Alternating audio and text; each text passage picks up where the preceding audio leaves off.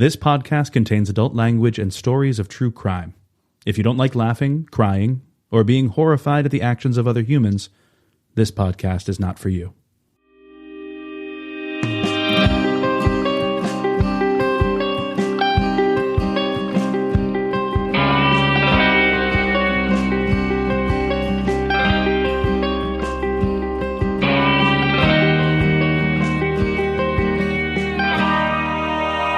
Hello, and welcome to Season 3, Episode 20 of Resolved Mysteries. This is the show where we rewatch, recap, and give you the latest updates to the cases featured on the show Unsolved Mysteries.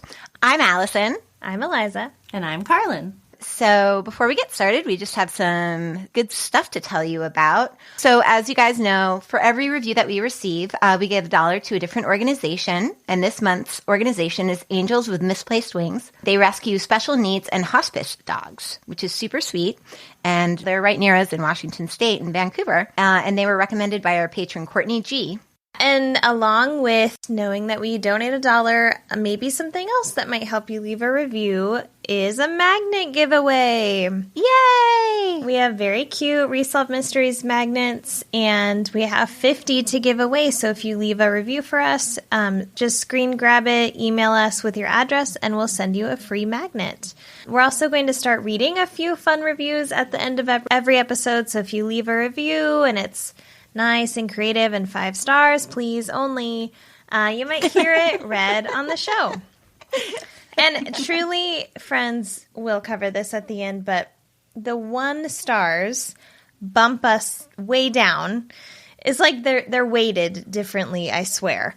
It's like a GPA. Like if your GPA is low, it takes a really long time to bring it back up. But if your GPA is high and you get a couple bad grades, you're okay. And so if you are someone who doesn't mind that we talk about politics or that we're just women who have voices, then do consider the people who are leaving us 1-star reviews, because those are the people that you have to combat by leaving us a 5-star review, if you know what we mean. And that's our call to you. Please pause it right now and go leave one. Just do it. Just do it. Come on. Karlin, do you want to shout out some patrons? Oh my gosh, I would just love to. She's been dying. No, I really do love it. Shout out to Marla C., Candy W., Smark M., Brittany K., Chantilly M., Katie P., Peggy G., Nicole A., Betsy R., Emma R., and Amy S. A couple of those patrons that we mentioned upped their patronage, which was super, super nice of them. Gosh, honey. I was going to say, I recognize some of these names. Mm-hmm. I can't remember who, but one of them got a raise, and she said, instead of saving my money, I'm just going to give it to you guys. Oh my God, what a honey. Stop so nice. It. So if you'd like to support us on Patreon, you'll get access to ad-free episodes, 2 additional episodes a month, early access to listener short stacks, and goodies in the mail. You can go to patreon.com/Resolved Mysteries Podcast and support us. And another reason to join Patreon is we're doing our Season 3 finale chat. So we did this with Season 1 and Season 2. It's super fun. Everybody gets onto Slack, and we release the episode early. We usually do it on a Sunday afternoon, and then we talk about it as the episode plays and kind of give more information or talk about what we think, if it's an unsolved case, who did it, and where the person is. And we always end up having a really good time, and it's a way to sort of hang out with you guys. Yeah, usually everyone's just being really snarky and funny. Yeah, it's the best. It's a lot of fun. Unless you have some horrendous massacre as one of your season finales. Yeah, then you just get really drunk on vodka. Sometimes that happens too. Yeah, so, and if you're on Patreon already, look for information. We're going to be posting information in the next few days about how to sign up for Slack and how to get on there and what time we're going to be doing it. We try to find a time on a Sunday afternoon that works for both East Coast and West Coast people. Yeah, so I'm excited to do it. I think it's always a lot of fun. It's so what are we covering this episode, ladies? Oh, boy. Well, y'all, I have the unexplained person, truly, of Edgar Cayce. As in, what the hell are you thinking? As in, what is going on? Yeah, what is actually happening? Why is this on the show? And then we've got an unexplained death about Crystal Spencer. It's a rabbit hole-y one. Oh, good, good. And then I end it with a true monster dick bitch. It's horrifying. A man named Dennis DePue. Oh, The worst. I mean, we haven't had, well, I guess I have had someone like that recently. Oh, but the eyes, the deadest eyes. He's got those Jewel Kaler eyes. He's got everything, demon. to be honest. All right, let's do it. Go leave us a review, and then you're allowed to come back and listen. Yes, that's the tax that you have to pay. Yeah.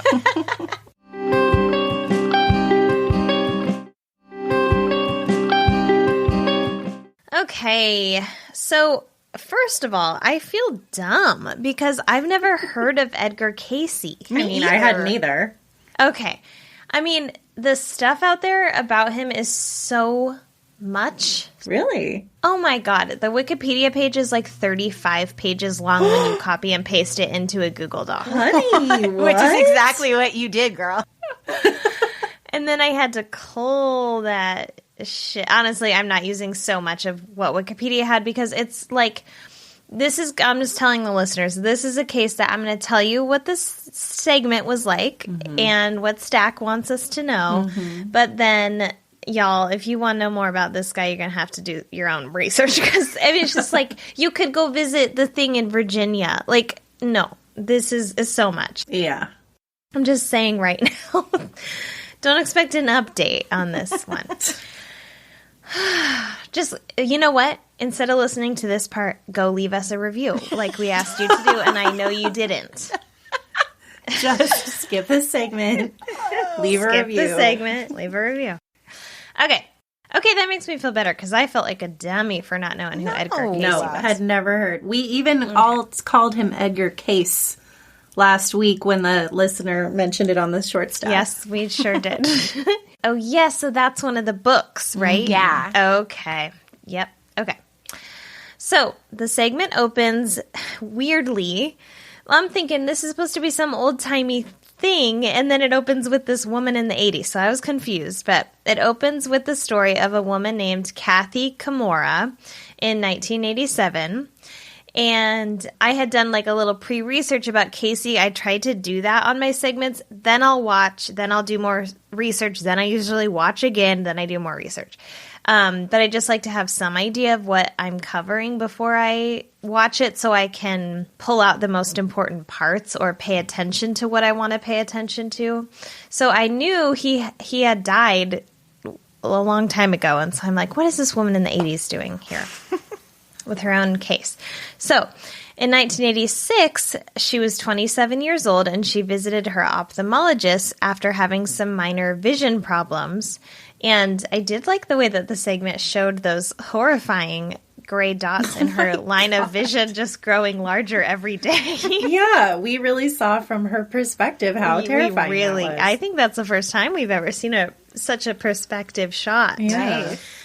So she was horrified when her doctor told her she had something called optic neuritis, which is severe inflammation of the optic nerve, and that she would probably be going blind. She also waited way too long to take it seriously. A full week. She waited until the eye was like mostly blind and then was like, I guess I'll go to the doctor. She could only see out of one of the eyes when she finally went. Oh my God. So she says, it was a very frightening experience. He said I wouldn't want to run out right away and buy a white cane, but it's very serious and I was scared. I mean, I suddenly realized that there's a possibility that I could go blind. So there's no known cure for the disease, and Kathy chose to look for an alternative treatment after going to 2 other ophthalmologists who also gave her the same diagnosis. She ended up finding a doctor who was familiar with the mysterious methods of a man named Edgar Cayce. So then that sort of ends Kathy's story for a minute while Stat gives us some background on who Edgar Cayce actually is. So he became famous in the 1920s for diagnosing illnesses, even though he had absolutely no medical training. None at all. Who needs it? Who needs it? When you can just fall asleep and get it. Who needs it? He's literally known as the Sleeping Prophet. That's his nickname. So, in his lifetime, Cayce made more than 9,000 diagnoses, or, quote, readings, as he called them, while in a deep, self-induced trance. Even though, Stack says, Edgar Cayce died in 1945, and at this point, I'm, again, just like, what are we doing here? What are we doing? Many practitioners still follow his teachings. Some dismiss the cures as mere lucky coincidence, but for those diagnosed with a disease that modern medicine cannot cure, Edgar Cayce's methods continue to hold out hope.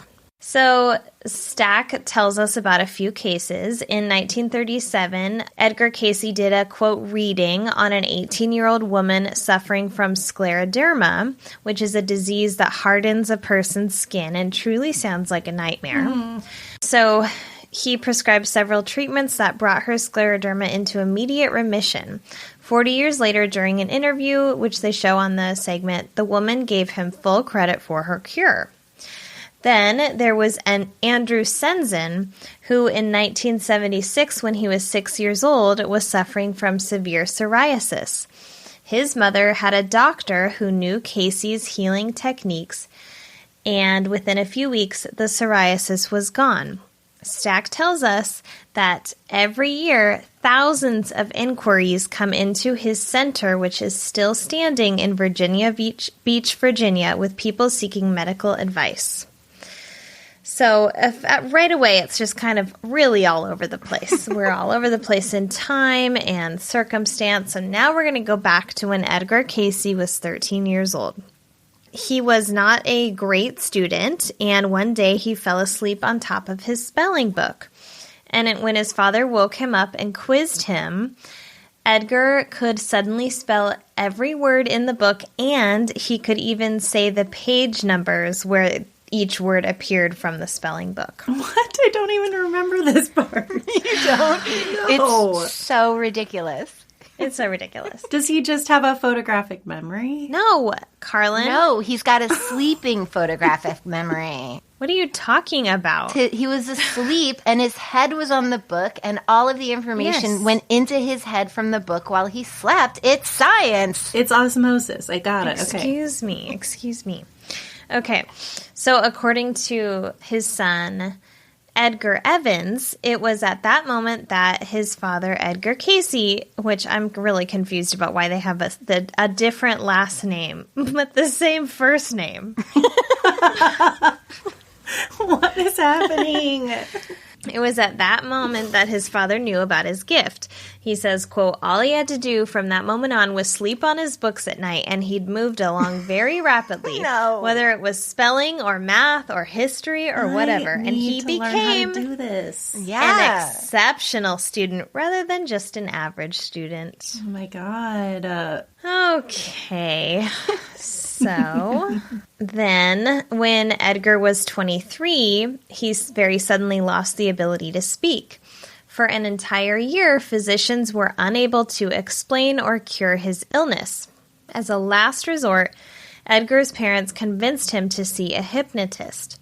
His family physician attended and recorded the session with the hypnotist in exact detail, and we get to see the old watch maneuver and all that. And according to the physician, Cayce appeared to sink into a deep sleep, and in his sleep, he began talking for the first time, which he hadn't spoken in a year. And not only does he begin speaking in his sleep, but he says this: yes, we have the body. We have the condition. It's a constriction of the throat, constriction of the blood flow, so we will collect it. Ugh. Then the hypnotist wakes him up, and disgustingly, he coughs up some blood, but then he can talk again. And he just goes, hello? So his son says, I think that was probably his first official reading. This is where it gets into the medical diagnoses. He's able to fall into this deep trance and diagnose himself. So Cayce's doctor, because this is the early 1900s, is like, yeah, do that some more. Do some more of that. So they persuade him to attempt to diagnose other patients who had not responded to traditional medicine. And Cayce agreed, but according to his son, the end result left him disillusioned. Quote, the problem developed when, at the end of some of the readings, people would start asking him questions about what horse was going to win a race, what was going to happen in the stock market, results of the ball game, etc. And when he found out what people were doing, he said, I'm giving it up. So this did make me like him a little bit more. Mm-hmm. He's not a grifter. Yeah. I don't know what he is. I'm still very confused, but he didn't want to be a psychic taking money. No. He certainly wanted some attention, though. But he was treating people who were sick with his sleeping book brain. Absolutely, he was. Okay, so at that point, Cayce abandoned his readings for a while, and he married and he moved to Alabama and worked as a photographer. Oh my God, this part is horrible. By 1914, he had two sons, Edgar and Hugh. Okay, so I think Edgar Evans, I don't know why, but he has two first names. He must be Edgar Evans Cayce is the son. Okay. And Hugh Lynn Cayce is the other son. Will be Edgar's ever stop. No. So when Hugh Lynn, his son, was just 8 years old, he was seriously injured in a darkroom explosion. Oh my God, yeah, I forgot about this. Yes, so he was playing with matches and he dropped a match into what they call flashlight powder and it blew up in his face. This was the 40s, right? This is 1914, so we're screwed. All of us are screwed here. Oh my God. Yeah. Edgar Cayce dies in 1945. Okay. So this is all before that. This is old-timey. Oh, gosh. So then we see, old-timey little boy who has... his head is fully wrapped with two little triangle wraps over his eyes. The doctor comes down. Also, their house they live in is Gorgina. I don't know how they had money before this, but beautiful reenactment house. The doctor's coming down the stairs. He's like, I've removed most of the powder from his eyes. Ugh, disgusting. I know, I hated that too. And he's most likely going to go blind. Ugh, it just made me have visions of, like, how does a doctor in 1914 remove powder from a little boy's eye? Yeah. I mean, saline probably existed at that time. I pictured him picking it out with tweezers. Ew. And that little boy, it's horrible. This kid is playing with matches in a room with explosive powder. Explosives, yeah. Yeah. Guys. You know what? You know you're a 1914 kid when? Yeah. Yeah, 1914 or 1984, same. Yes, same. Either one, same. So the brother says the doctors examined him and said we're going to have to maybe take out one of the eyes, not just that he's going to lose his sight in both of him. And my brother said, Daddy, give me a reading. Give me a reading, Daddy. So that Edgar Cayce hadn't been doing readings, but he thought, well, I better try to save my child's sight. So the brother says, quote, in his trance, he described an application for the eyes that included tannic acid. And that was unheard of at the time. The doctors thought it was too strong. But they also thought he's going to lose his eyes anyway, so it won't hurt to try. Let's experiment on him. Once again, 1914. Oh, my gosh. Like, let's do this horrible thing, even though... Mm-hmm. But then Edgar Cayce comes out of his trance where he's given this reading. The doctors decide to try it. And apparently when they first put it on Hugh says, this must be Daddy's medicine. It doesn't hurt. Oh, just kind of nice. It seemed like a miracle. Within 6 weeks, Hugh Lynn's sight was completely back to normal. Word of the boy's recovery spread, and soon Edgar Cayce became famous. In 1925, he moved to Virginia Beach, Virginia, and opened a center. According to his son, over the next 20 years, Cayce received thousands of requests for readings. Quote, he felt like he couldn't refuse people, so he started doing 2 and 3 and 4 and 5, and it got up to 9 and 10 a day. Oh my God. Yeah.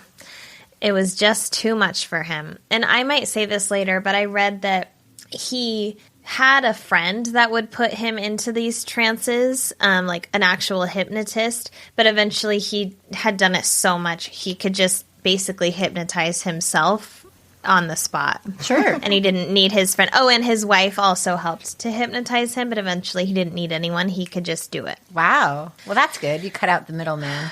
Oh, yeah. We got to be efficient here. Yeah. With our healing. Sadly, on the brink of exhaustion, Edgar Cayce suffered a massive stroke and died on January 3rd, 1945. But not before he left behind more than 120,000 pages of his readings. Oh my. Stack says that these readings continue to serve as a wellspring of hope for those in search of cures that may have eluded modern medicine. People like Kathy Kimura, who we saw at the beginning of the segment. So when her optic neuritis was diagnosed in 86, Kathy went to, like we talked about, a man named Dr. John Pagano, who was a chiropractor in New Jersey, who had studied Edgar Cayce's readings for 30 years. No. Which still wasn't enough time. Cayce was already dead 10 years before this guy started studying him. God. Oh, yay. So he says, Cayce was very specific on what areas of the spine to adjust. The fact that Cayce suggested this certain procedure for eye problems does not mean that he specifically diagnosed it as optic neuritis. He talked about vision problems and blindness, and that's what I approached it as, not as the diagnosis optic neuritis. Just really throwing caution to the wind. Yeah. So then we have to see a horrifying reenactment of chiropractor work, which I never want to watch it. I'll get it done, but never do I want to just stand there and watch someone get adjusted. Oh, no. Ugh. Especially the neck, honey. Ugh. I hate it. No. I hate it. So he's yanking on that neck. He's adjusting. He's cracking. He's popping. And the next day, Kathy calls Dr. Pagano and says, it's getting better. My eyesight's getting better. And within 7 days, her eyesight was fully restored. Oh. Dr. Pagano believed that Cayce's treatments were responsible for her recovery. However, skeptics, we always got to have a skeptic on here. Honey. Who would be skeptical about something like this? How dare they? That's what I'm thinking. However, skeptics like Professor Paul Kurtz of the State University of New York says, I think that much of the Cayce material is based upon illusion. And I think there's a placebo effect here at work, and this does become really important. Yes. And he's really nice. Like, he's not disrespectful. He kind of has a smirk as he's talking, but he's being like, no, this is power of the mind stuff, and that's okay, too. Which is also well-researched. Yes, yes. He says, often if you believe that someone is going to cure you, they give you white sugar pills, and you might be cured. So the power of the mind can have a powerful effect. Stack says, how can the unique life of Edgar Cayce be explained? The medical world has refused to endorse his methods, yet at the same time is unwilling to dismiss them. So this is about where the segment ends. Stack does read to us a letter that Edgar Cayce wrote to his family, one of his family members before he died, and it says, and I don't know, I do appreciate this. He says, in my life and in the lives of many who have come in contact with the readings, there seems to be much that is of help, but you must judge for yourself. Facts and results are the only measuring rods. If this knowledge is to be of any lasting benefit, it can require open-minded, intelligent research. And then Stack says, perhaps the readings of Edgar Cayce are one mystery that will be solved only through patience, medical evaluation, and the greatest of all healers, time. Yeah, so I liked Edgar Cayce's little thing there. Like, I really don't know what to think. I don't know.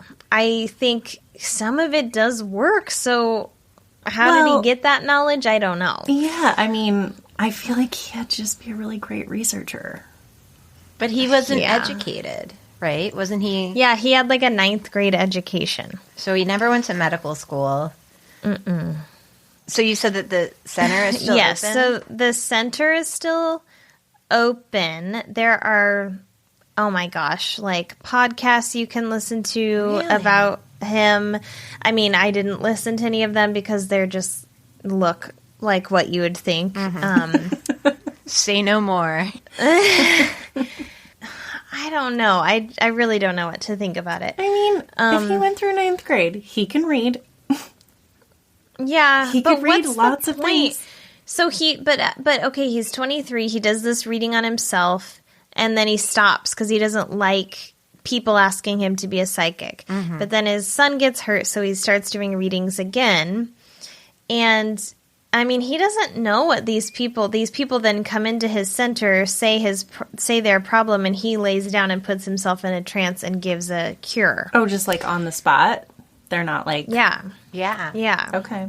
And there are books, like walls of books of 120,000 pages. That's crazy. And it's not saying that that's the thing that there's no data on, of course, is like how many of these worked, how much of this was new medical knowledge that he couldn't have read somewhere else. Yeah.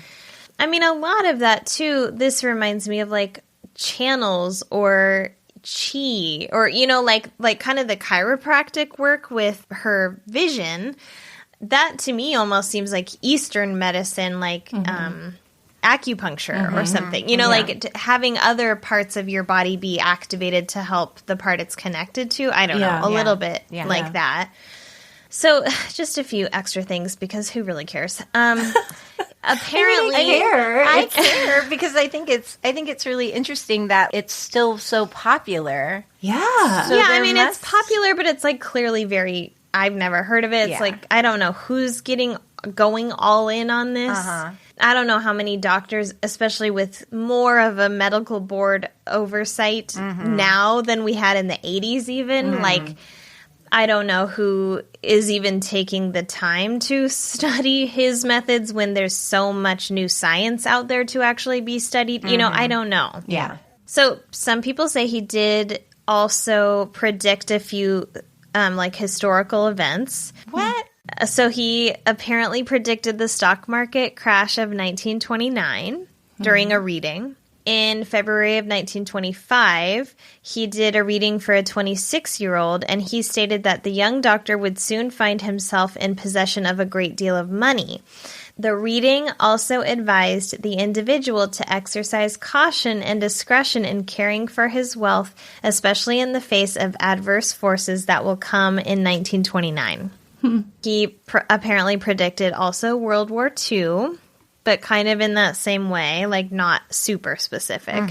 And I think in 1935, many people knew that World War II was coming. I mean, we didn't know that the U.S. was going to enter the war as quickly as we did after the Pearl Harbor bombing, but we knew things were not good in Europe. So, that's like, that's not that hard. And then I thought there was one other thing that Not that hard. I could have done that in my sleep. So, okay, a little bit more information about him as a child.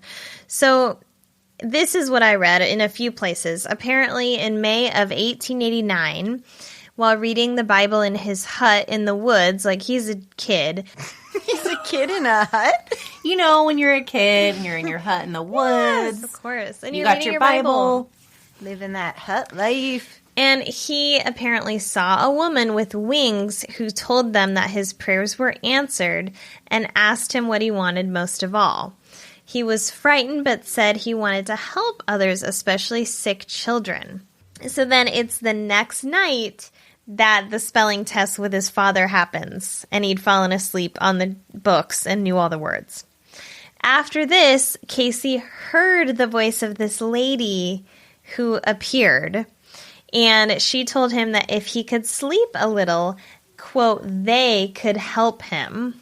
Wow. Yes, and so that's when this sleeping on things and learning help started. sleeping on things. Oy. Yoy. Okay.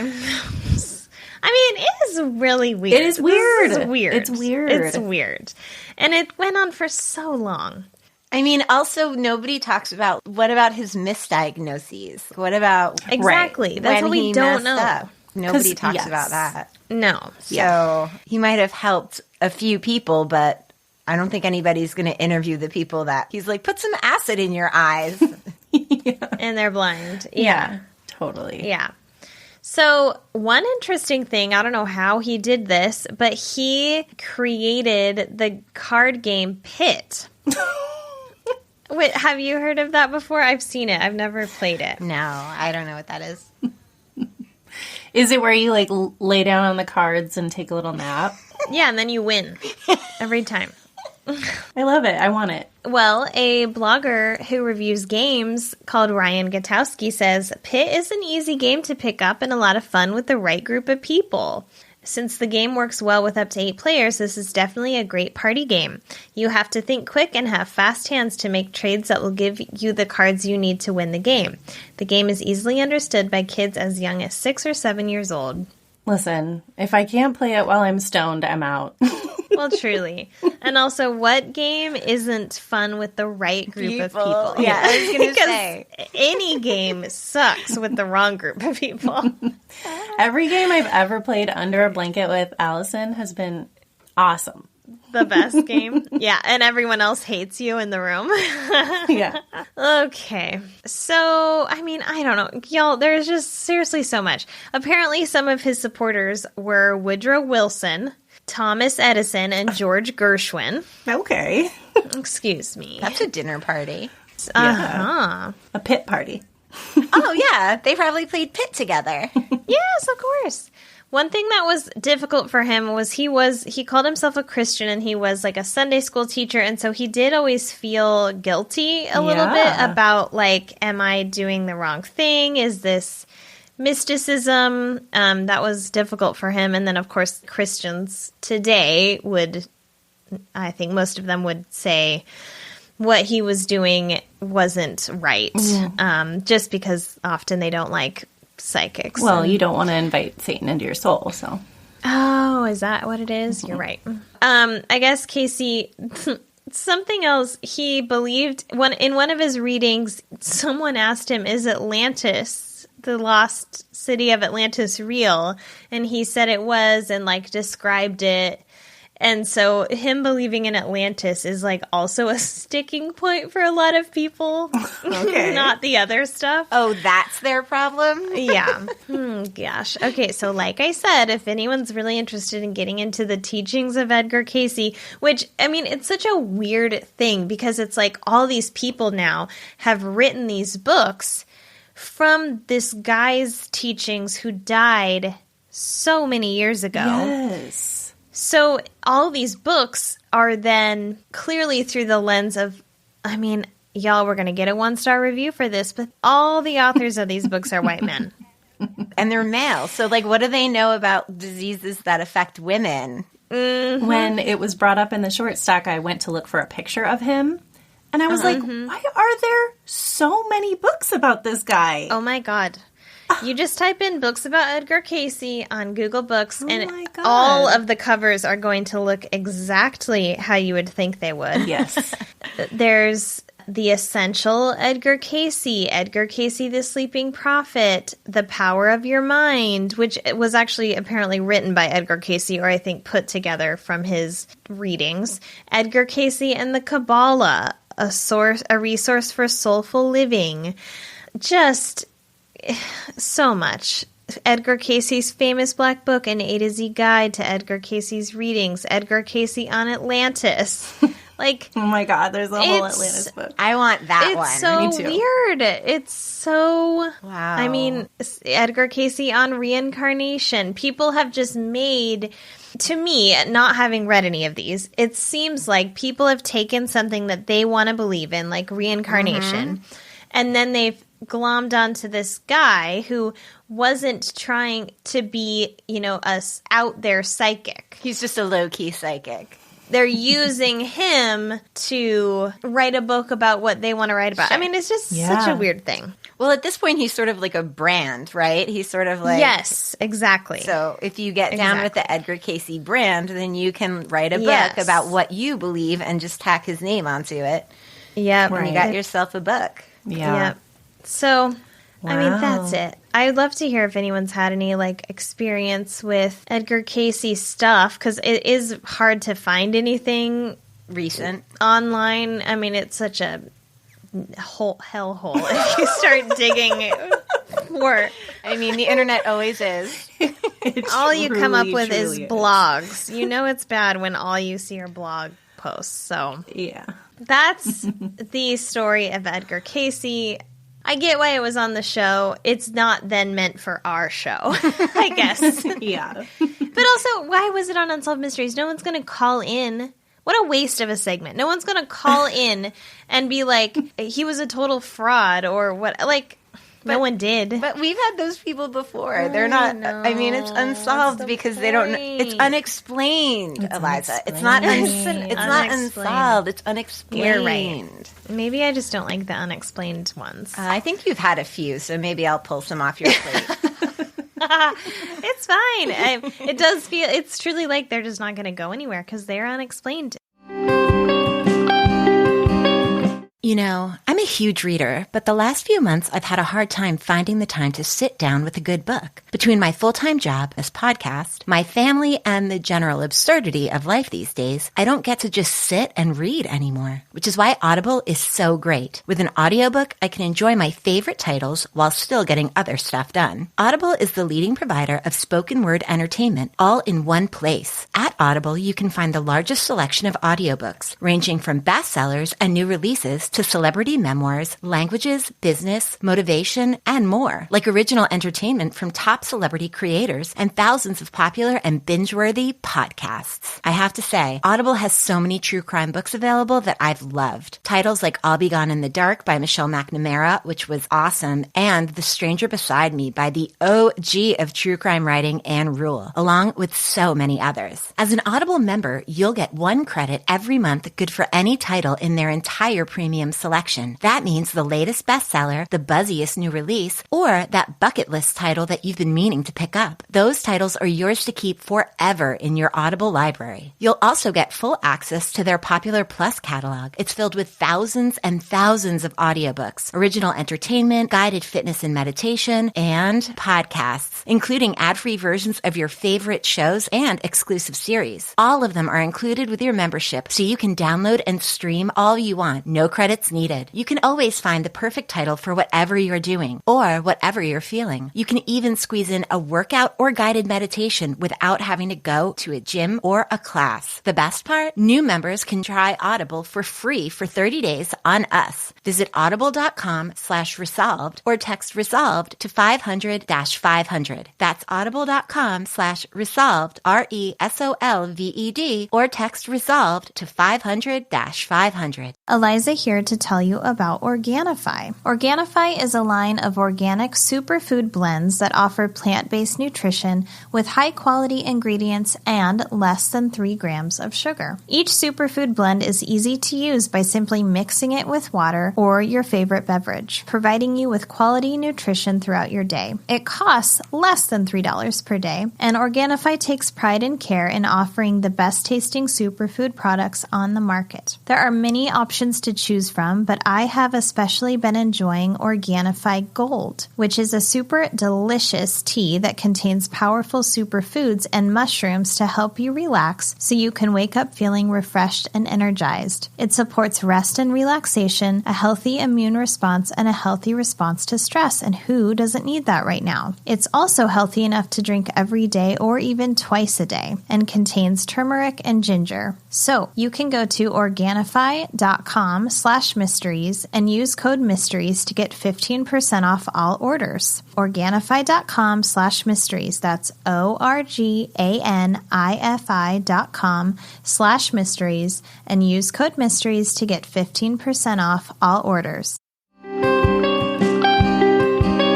Okay, so this is the unexplained death of Crystal Spencer. And the segment starts with Stack on a Hollywood rooftop at night. Not the usual. And he says, Hollywood, California, the dream factory, fueled by the tantalizing fable that anyone can become famous overnight. Stack explains that since movies began, beautiful young girls would flock to Hollywood, lured by the glamour of Tinseltown and the promise of stardom. Stack says it was this dream that brought 23-year-old Crystal Spencer to Los Angeles in the summer of 1982. And then they show us a very glamour shots type image of Crystal, and she's beautiful, and she's got that 80s like backlighting so that her hair is like a halo of 80s glory. And Stack tells us that Crystal wanted to be a star her whole life. Quote, sadly, her search for fame and fortune led only to frustration, failure, and some say murder. Then they show us an adorable picture of Crystal as a little kid when she's like 4 or 5.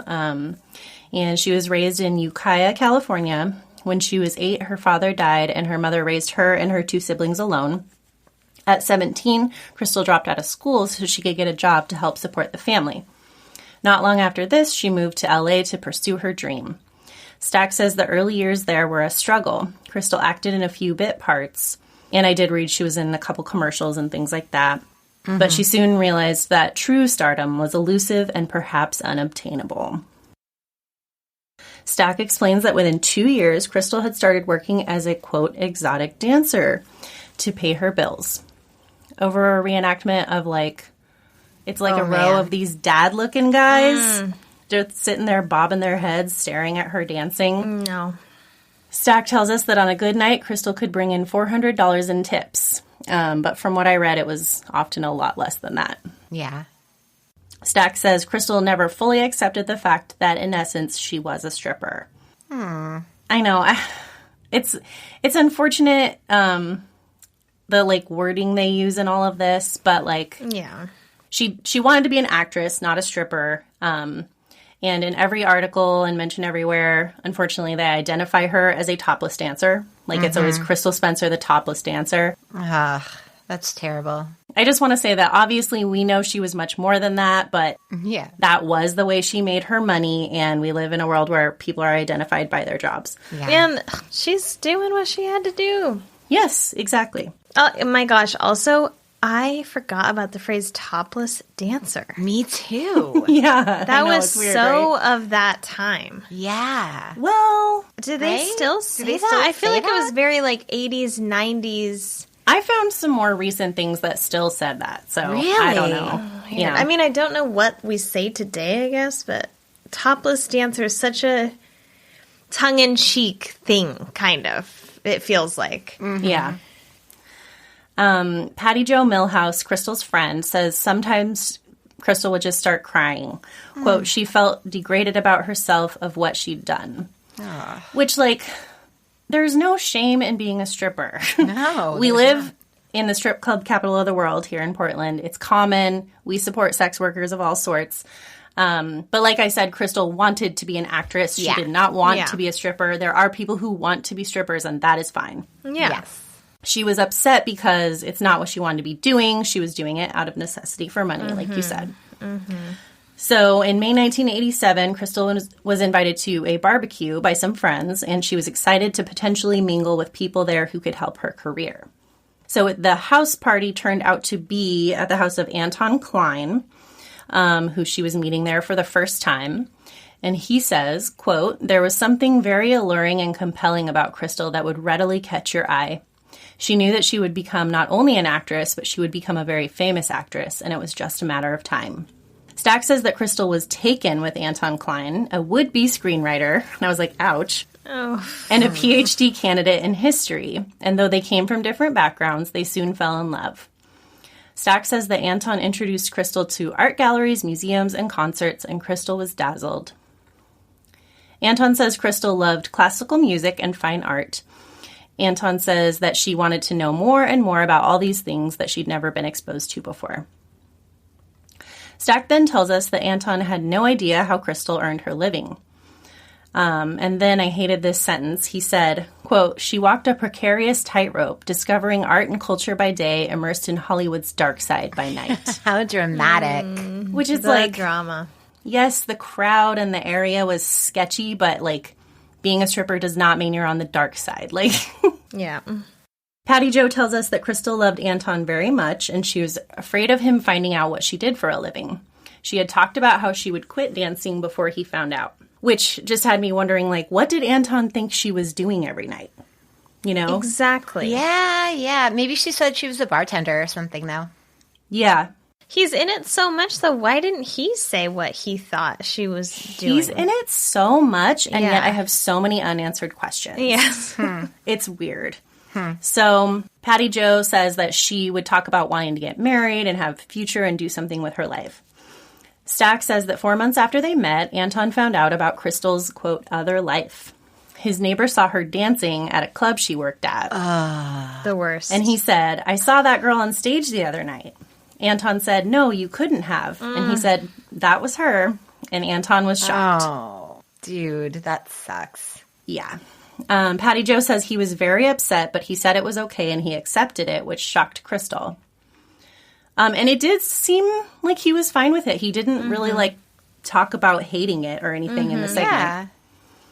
Yeah. May 4th, 1988, Crystal was home with a cold.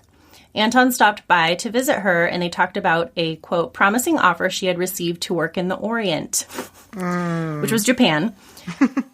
So she was kind of like waiting to hear back about this opportunity and didn't know if she had the job yet. It was like this hostess job at a restaurant, and it was kind of like I don't think it was like it was a temporary thing. I had friends that did that, and you're not a hostess. it's you like don't an escort.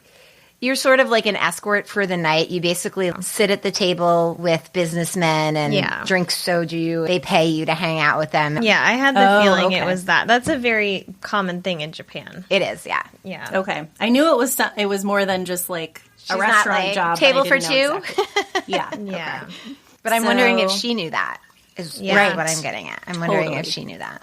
Anton said she was nervous and excited about the possibility of traveling to Japan and seeing a whole different world.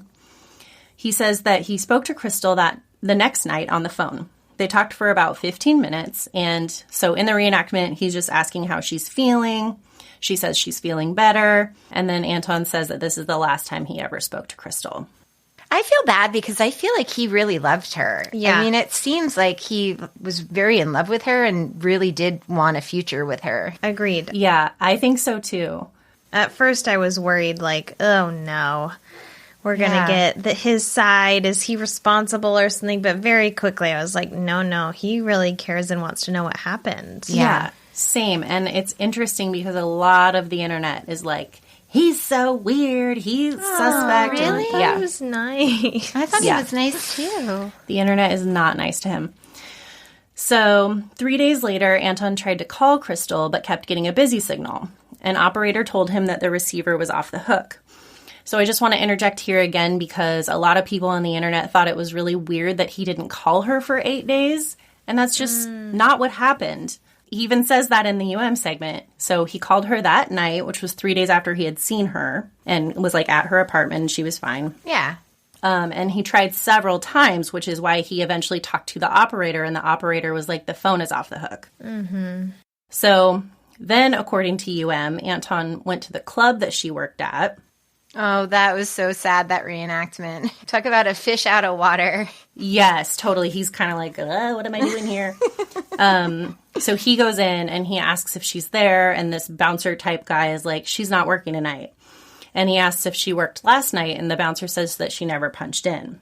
So Anton then wondered if she'd gone to Japan without saying goodbye, which I noted while watching. I was like, that's a weird conclusion for him to jump to, that she just suddenly up and left without telling anyone. But he just wants to make sense of it, too. Yeah. Because the alternative is something bad happened. Yeah, so he asks around in the club about her, and a waitress is like, yeah, I haven't seen her in a couple days. But according to an interview that Anton did with the LA Times, he said that first he had called the club. Quote, I called the Goose where she worked, and I said to the doorman, where's Crystal Spencer? I'm a friend of hers. And he said to me, Crystal has left for Japan. So it wasn't like out of nowhere that he developed that I do think it's strange that he didn't just go to her house and knock on her door. Right. Yes. Right? Same. Yes. I will get to Yes. that. Okay, Yes. okay. Yeah.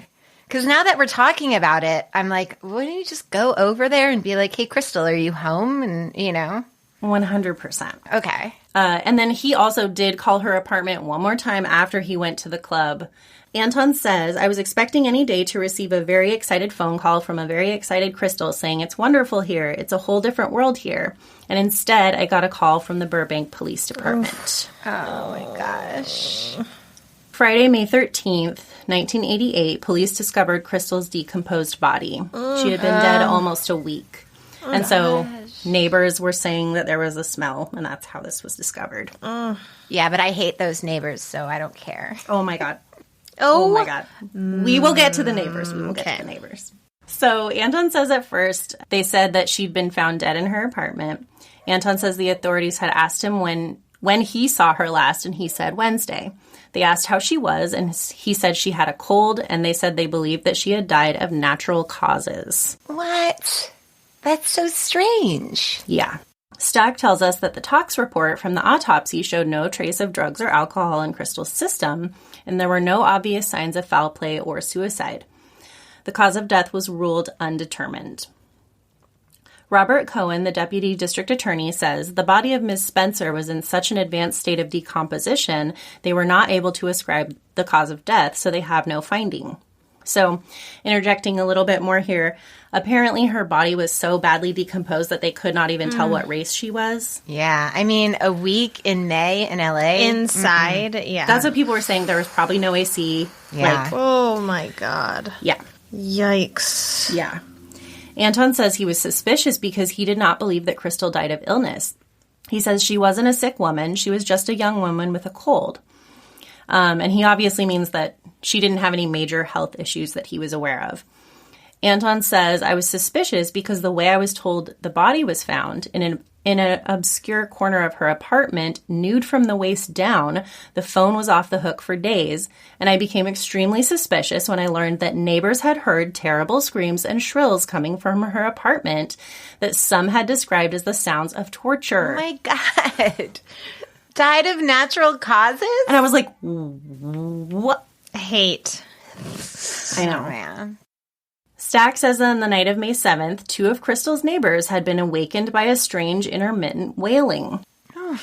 Susan Aiken-Taylor, who is 80s perfection with her big blonde hair, and in my research I find out that she was Miss America 2 years prior to this. What? Mm-hmm. And they didn't have that on the I'm shocked that UM didn't tell us. I am sure that she was so pissed off that they didn't mention that. I can't I believe know. that wasn't in, like, her title card, honestly. I'm shocked. I know. Yep, she had been Miss America 2 years before. What? So she says, 2 or 3 minutes after 4 o'clock, I remember looking at the clock and I heard some moans and some funny sounds. Oh. You know how you are when you wake up and you just don't know what's going on, Susan says. But even before I woke up, I remember thinking someone's being tortured. Someone's being hurt. Something's going on.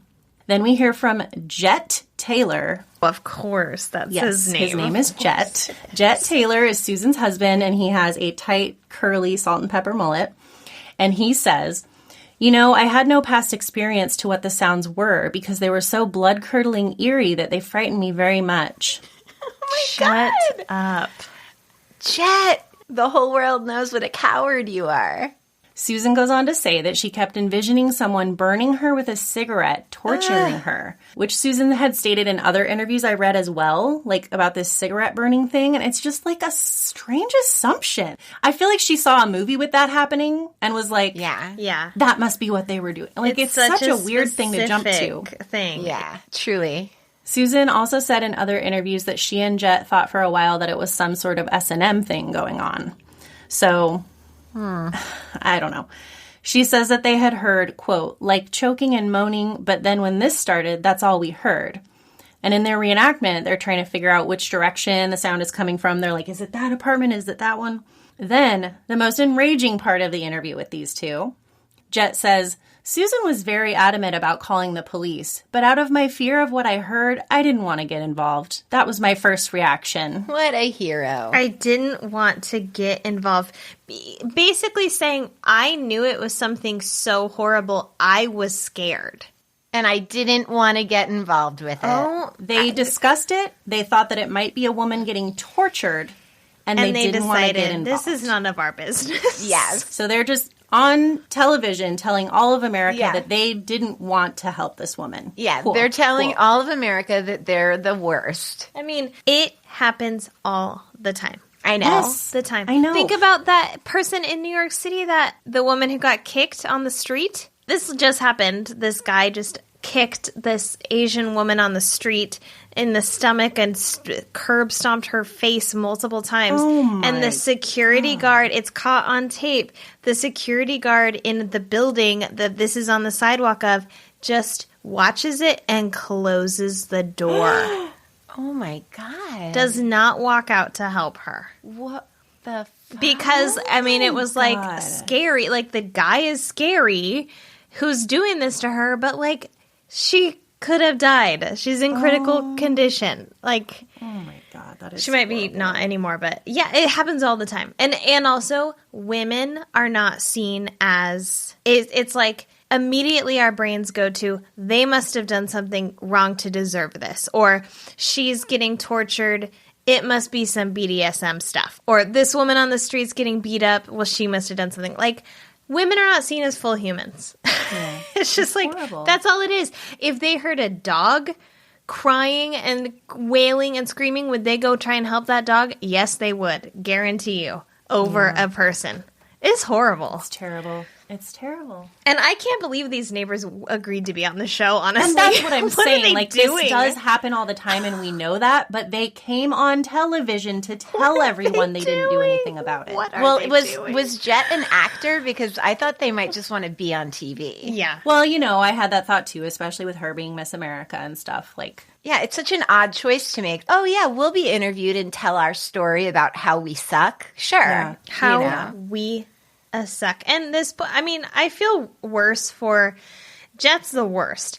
The Miss America woman, yeah, you made a bad choice, but also she's in a position where she's not going to go see what's going on. Yes, Yeah. she Right. should have just called the police. But if her husband's not going to go, then she can't go. It's not safe for her to go. So she's like relying on him. He's going to Exactly. make the decision about how to solve the I don't problem. understand. He didn't have to even, all he had to do was pick up the phone. It's true. He didn't have to go over there. Yeah. He doesn't want to get involved. Call 911, dude. You'll get involved later when they ask you questions, but no one's going to beat everyone you up. on the internet is like, all that was required of you was to pick up the phone, yeah. and call the police. No one would have ever known it was you. Yeah, you How can would be they anonymous. ever know it was you? But honey, you're involved now. Yeah, babe, you're involved Piece way of more shit. than you Yeah. ever wanted to be. Yeah. It's Because terrible. everyone knows that your balls are inside of you. Oh my god. Okay, keep going. I hate him so much. Susan says, I don't think I'll ever be able to live with the fact that I didn't call the police. If I had, maybe she would still be alive, which I appreciated her saying that. Yep.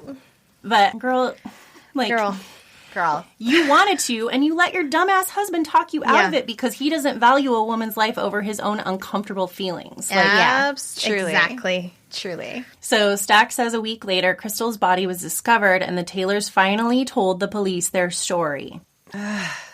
And I did read at one point that they reported it to, like, the building manager, who also chose to stay out of it. Okay. Wow. Great. Good. And then what? And then people in the complex are like, there's a smell. And the neighbors are like, gee, I wonder what that is. Oh, 100. You know those two were like, shit. Yeah. Yeah, can you imagine? Oof. Oh, yikes. And then Jet describes the officer taking their statement and says that he was very nonchalant about it. Anton says, I believe firmly, as does her family, that Crystal Lene Spencer was murdered in the early morning hours of May 7th, 1988. Stack says that Crystal's family requested to view her body several times. The coroner's office continually refused, saying that the body was, quote, in no condition to be seen. So Anton tried for months to get access to the police records, but was denied. But in September of 1988, he was finally able to get the autopsy report. Stack says that Anton was shocked by the discrepancies he found. He says Crystal Spencer was barely 5 foot tall, but the autopsy report claimed her to be an amazing 5'7". Okay, this is weird.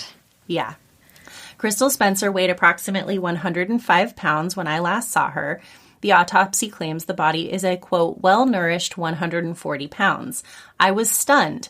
I said, this is not the body of Crystal Spencer, and where is the body of Crystal Spencer? You don't grow 7 inches and gain 50 to 60 pounds when you're dead. Which, Anton isn't very good at math. It's not that many pounds, but still. He's making also, excuse me, 140 is well-nourished. I know. Okay. I was like, okay. I guess if you're 5 foot, maybe it is. If you live in LA. If you're 5'7", no. If you're LA, exactly. Yeah. So DA Robert Cohen says, the only thing that comes to my mind is a possible documentary error at the coroner's office. They are overwhelmed with work.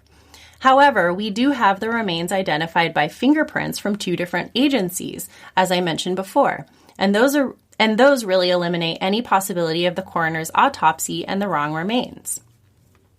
Anton says he was told by one law enforcement official, quote, bad things happen to bad girls. And Anton said, you mean bad girls die of natural causes? And he said, you know what I mean, and hung up on him. Oh my God.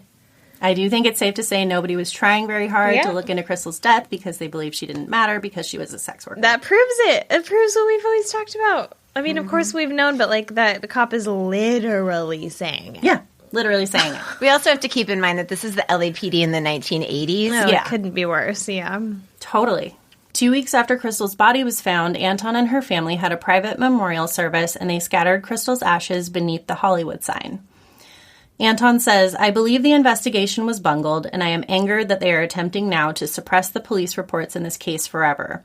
We need to know what happened to her. It's important to all of us who cared about her to learn the truth. That's all we want is the truth. And then there was no update. And I was like, uh-oh. Karlin's time to shine. So I'll tell you at the top, this case is still unsolved. I was surprised.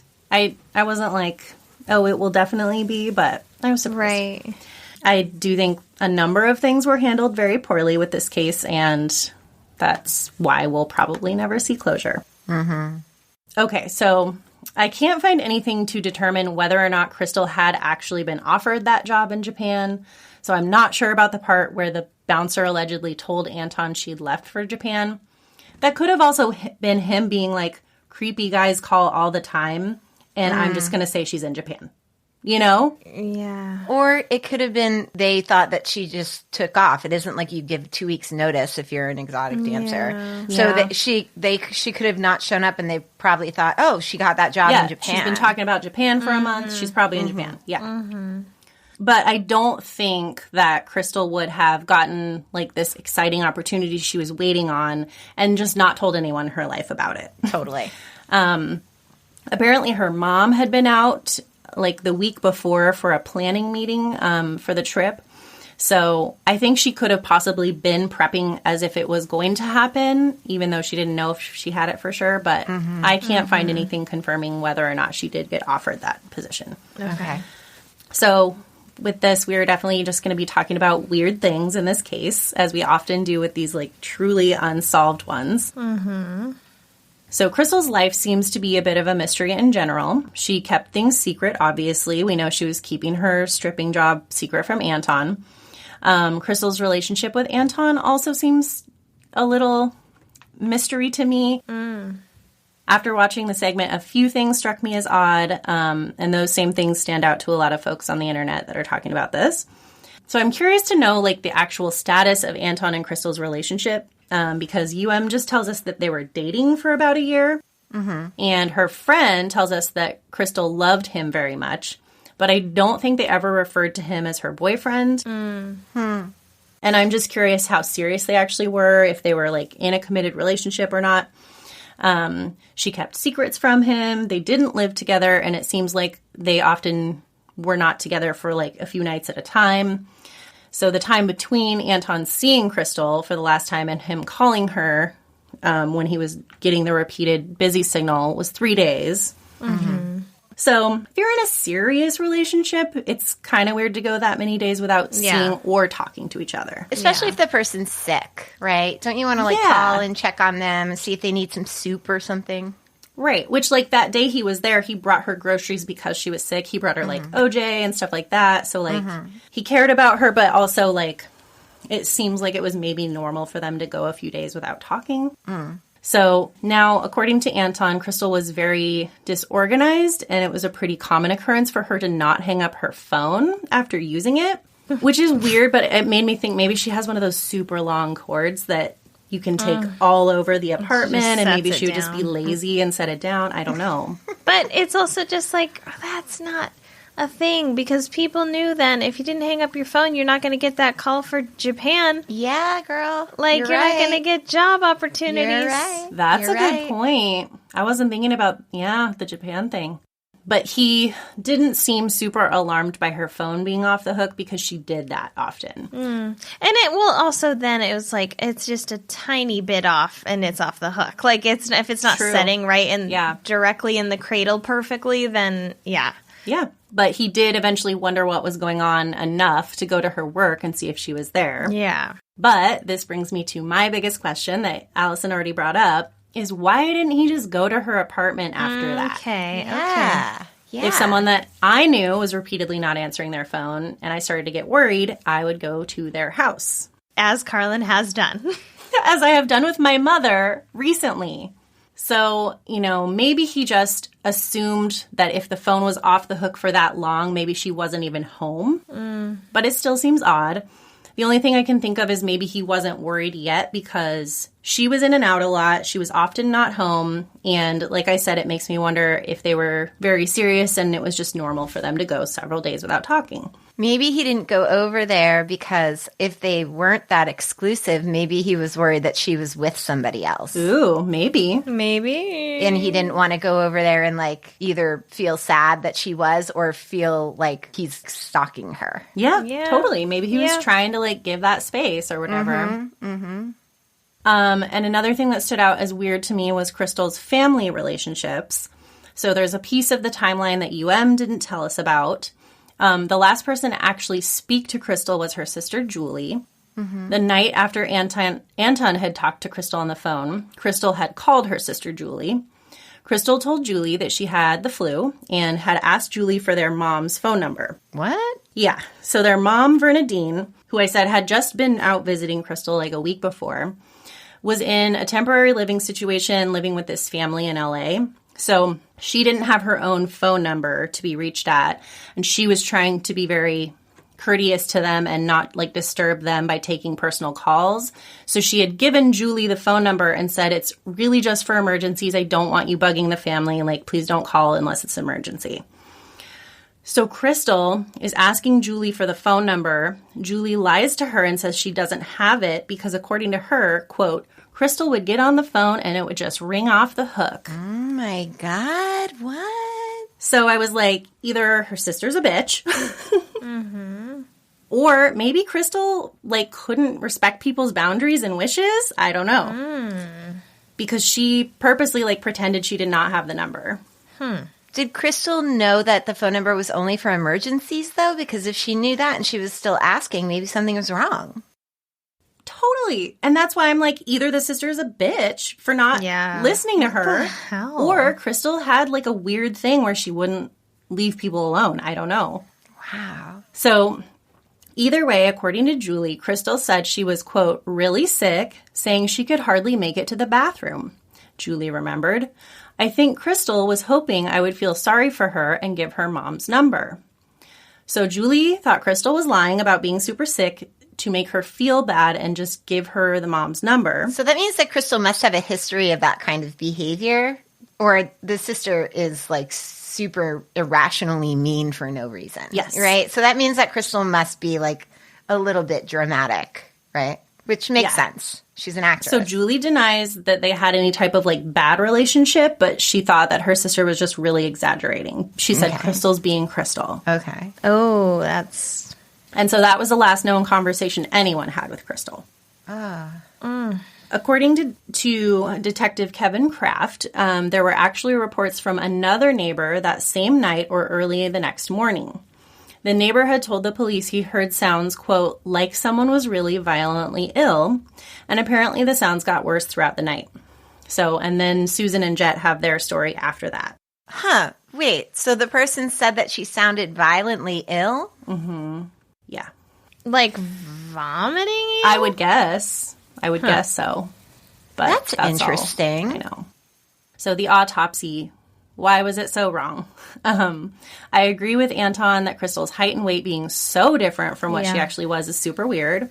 6 to 7 inches and 30 plus pounds seems like a lot to be wrong about. Yeah. I couldn't super deep dive it, but I kind of Googled around about like how height and weight are handled when you do an autopsy. And like one of the first things I read was like, it's a very crucial part of the autopsy because for the purposes of identifying the body. Yeah. So I really don't think something like that would be just guessed at. It was waved off as like a clerical error in UM. But to me, that's like potentially like a fireable offense to be that wrong about That's something. true. Like, I don't know. I don't get it. I wonder if there were like multiple forms that were being filled out at the same time, so another form ended up with Crystal's information. I think there's a lot of things that could have happened. Yeah. Yeah. So as we know from this segment, they determined it had to be Crystal's body based on these fingerprints. But the huge thing to know here is that the fingerprints had been removed from her body before this was done. Oh, what'd they do? Glove her hand or something? No, so I think we may have talked about this once before because I remembered something about it, but apparently this is something that has to happen sometimes when a body is super decomposed because they basically have to like rehydrate the fingertips in order for them to read correctly as prints. Yeah. Come on, that's old school forensic files. Everybody knows that. Ooh. So her fingerprints had been cut off and then done this treatment on them, and then they were kept somewhere. And then it was later that they were used to identify her. Yeah. So they were not attached to the body in question. So We can't know. We can't know. Additionally, no x-rays or dental records were compared before she was cremated. Oh my God. We cannot know. And some investigations were done years later to look into the autopsy errors. And investigators said, quote, body weights can be miscalculated by 50 pounds or more when workers fail to account for the weight of movable gurneys. Oh, What? The investigators reported, which I'm like, You don't know if the body's on a gurney. you don't know how to clear that out on the scale? take a tear weight, babe. Like, what? They said mismeasurements of height can occur when a body is bent or the toes are pointed. Deborah Kitchings, the coroner's investigator, said students performing such work, quote, just guess, quote, nobody pays attention. And I was like, what the fuck? Then kick them out of school. They are not good at it. Like, what is this? Especially like if it's a possible homicide. Yes. But they didn't think it was a homicide. You guys, they thought she died of natural causes. That's why all of this is happening, because they don't think it's a homicide. They don't care. Yeah. They didn't think anybody was ever going to talk about this again.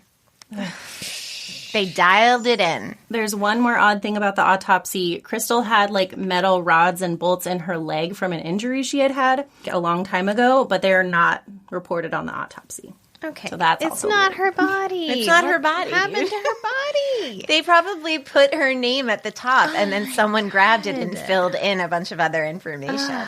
Yeah.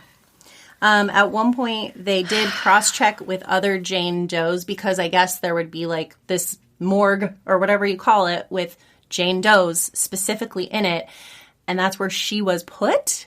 So they cross-checked with a couple other Jane Does that they didn't have linked to anything, but none of them had missing fingerprints. I'm sorry. They were in her apartment, and they put her in a Jane Doe morgue. Look at her mail. Her name is right there. Yep. How terrible. So why was she cremated if Anton and the family had suspicions that she was murdered?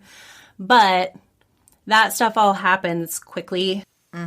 They're told by authorities that it's natural causes. They're like, who am I to argue with authorities? Okay, what do we do next? You guys have to decide what you want to do with the body. Okay, I guess we want to cremate it. Done. Like, that's how that stuff goes. They're like, you need to get this body out of here. Exactly. So people think it's like so weird that Anton would have made this decision. Anton wasn't married to her. Anton wasn't living with her. I'm sure that was not Anton's decision. It was probably her mother. Yeah, for sure. Absolutely. And she just did what she thought you're supposed to do next because they're telling you this is what you're supposed to do next. So that's not weird to me, but it is definitely the reason that this case might never be solved. Yeah. So the autopsy was fucked. The handling of everything post-mortem was fucked. And we don't know if that was Crystal's body. We just don't know. Of course, there's things we can ponder and theories we can look at. A lot of people wonder if Crystal's death was drug-related. The body autopsy showed no signs of drugs or alcohol, but again, we don't know if that was Crystal's body. 1980s LA strip clubs, I wouldn't rule it out. I also had to wonder if this was why the family relationship was so weird, like you had said. Different things I've read said she was really disorganized and all over the place. Her sister thought she was lying about being sick and refused to give her their own mother's number. Maybe she had an addiction problem and would bug her family for money, to support her addiction. Or maybe she would just be coked up and up all night and just bugging people to talk to them. Yeah. Anton did say that Crystal frequently borrowed money from friends, and she would also keep money stashed in weird places all over her apartment. In her investigations, Deborah Kitchings, that did the coroner's investigation, said she had learned that Crystal had a history of alcoholism and drug use and previously had threatened suicide. Also, Crystal's mom, Bernadine, said she had an, quote, unstable personality. Oof. That relationship was definitely weird and strained for some reason. It seems like her family didn't really trust her. Wow, so we don't know anything. We don't even have any information because this wasn't the right body. And now the body's gone. It's so wild. It is all speculation. Of course you're never going to solve this case. Yeah, and or if it is the right body, the decomp has a lot to do with this as well. Some people on the internet think she could have died of natural causes with, drugs exacerbating the problem. Maybe she was sick with something, but her system was already super weak from that previous drug use. Right. And, or the combination of something killed her. I also think it's entirely possible that she just suddenly became really sick. These things do happen. Yeah. It's possible she could have been battling something for a while, but, ignoring it and pushing through it, and people didn't really know about it. Common colds can turn into pneumonia, and young people can die from it. Did she have underwear on, or was she completely nude from the waist down? Nude from the waist down. That's yeah, weird. I mean, someone that we knew that we worked with in their 30s randomly died in 2 weeks from pneumonia, out of nowhere. So it does happen. Yeah. Quote, I'm not saying that is the cause of death, Detective Kevin Kraft said. It would just seem logical to me that if somebody's complaining they're so sick they can't even get up to go to the bathroom to vomit or something along those lines, and a short time later they die, you would certainly think, gee, what's the connection between those two things? But it was also confirmed that there were no emergency calls made from her phone, so I don't know. But what about the neighbors hearing all of that screaming and torture sounds and all that stuff? Was that just her vomiting? Well, yeah, and so, I mean, of course we have to wonder if there was an attack. And the very first thing I thought of when I found out she was found with only a shirt on was that she had been raped and somebody that raped her killed her. Yeah.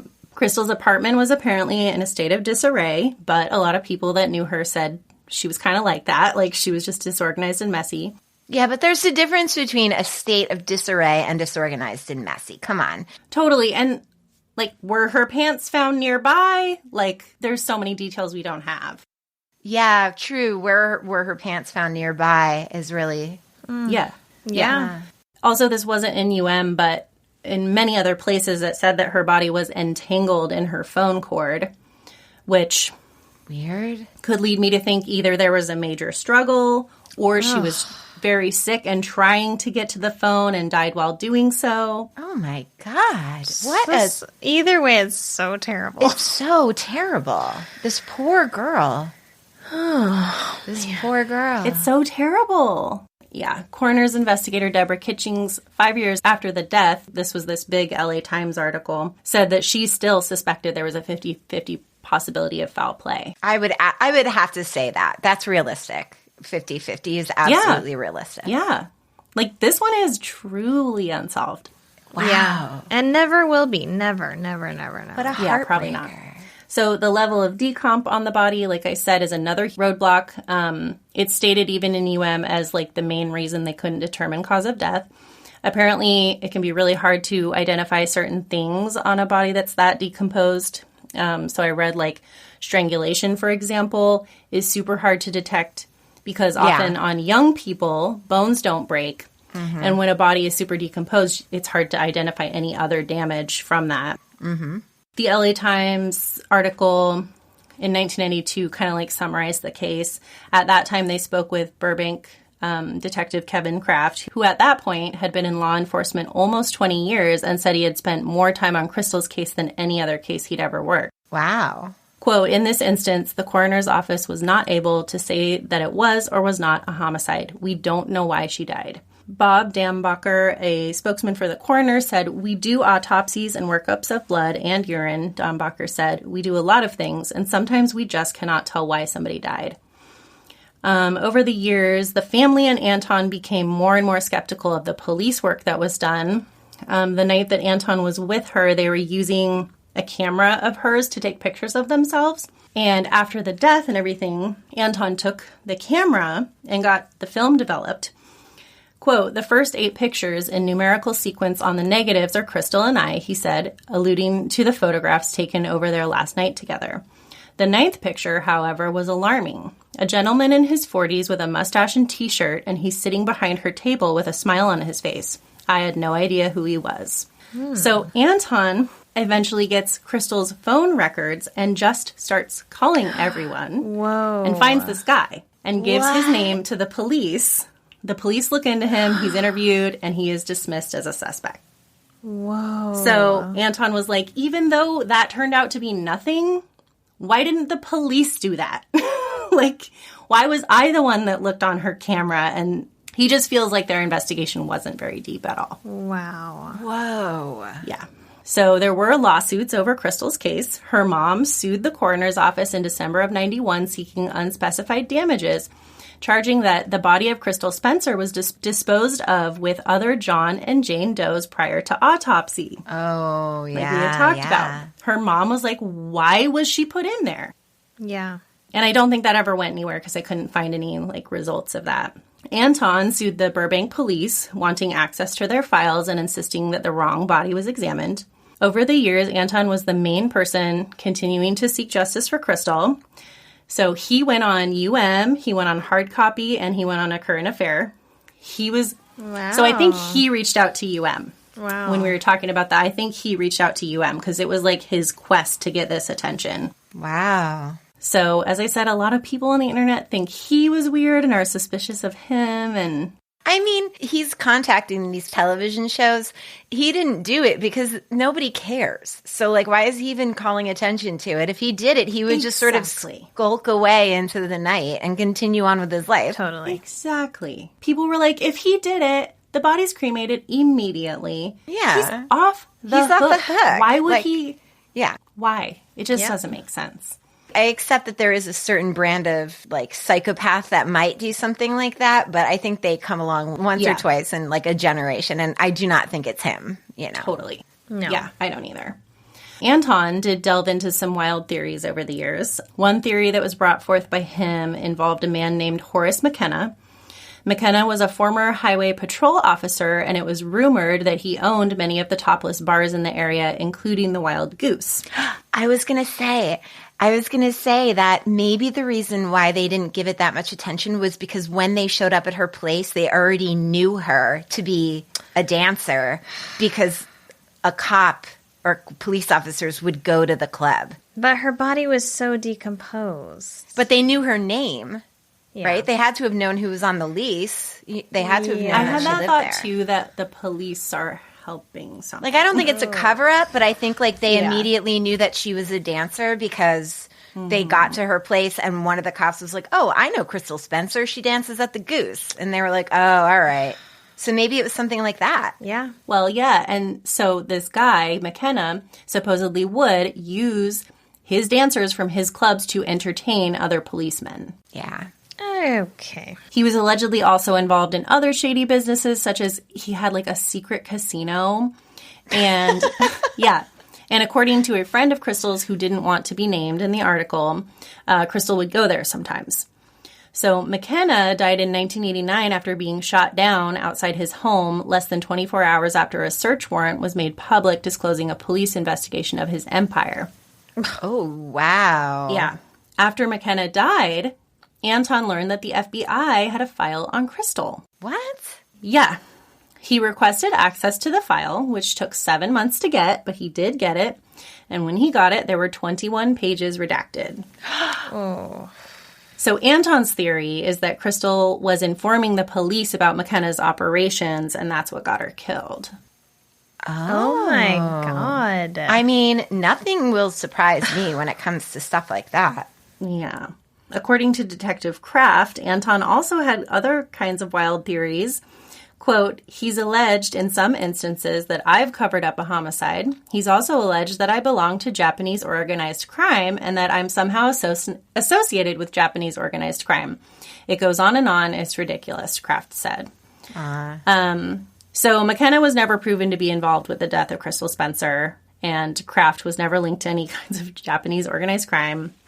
That's kind of all the main theories that people had. Either way, it's a terrible way to die. Yeah. Whether you're murdered or whether you're so sick that you get tangled in a phone cord and expire while trying to call for assistance. God. Yeah. Horrible. Well, and that was my other thought, too, about her not having pants on. I was like, maybe she was super sick, like, on the toilet. And On the then, toilet. Ran, I don't know. Yeah, that's what I thought too. I just can't get over, I understand being violently ill and the sounds that you can make when you're violently ill, but the sounds of like the screaming and the torture and stuff, I don't know how you could get those two things confused unless that couple was being really dramatic in the retelling and maybe it wasn't as bad, but Yeah. they seemed pretty sure what they heard. Yeah. I know. So I don't know. It's a head scratcher. It truly is. It truly is a mystery. It really is. I've flip-flopped like a million times between thinking she was attacked and thinking that she just died of something. Yeah. Wow, great job. That was fantastic. That was good job. That's so sad. Oh, sorry. One last thought. One last thought. I thought it was really weird that her family wasn't in this segment. Yes. And it's kind of hard to find anything from the family besides like that quote from the sister about the phone call. Yeah. And I just think it that's is weird. Yeah, it is weird. That is true. Like, they must have reached out to them. Oh, I'm sure they did. So then why did they say no? I think drugs and alcohol gave them, fractured their relationship. Yeah. Sad. That's what it seems like. I think so too. Anyway, okay. That's it.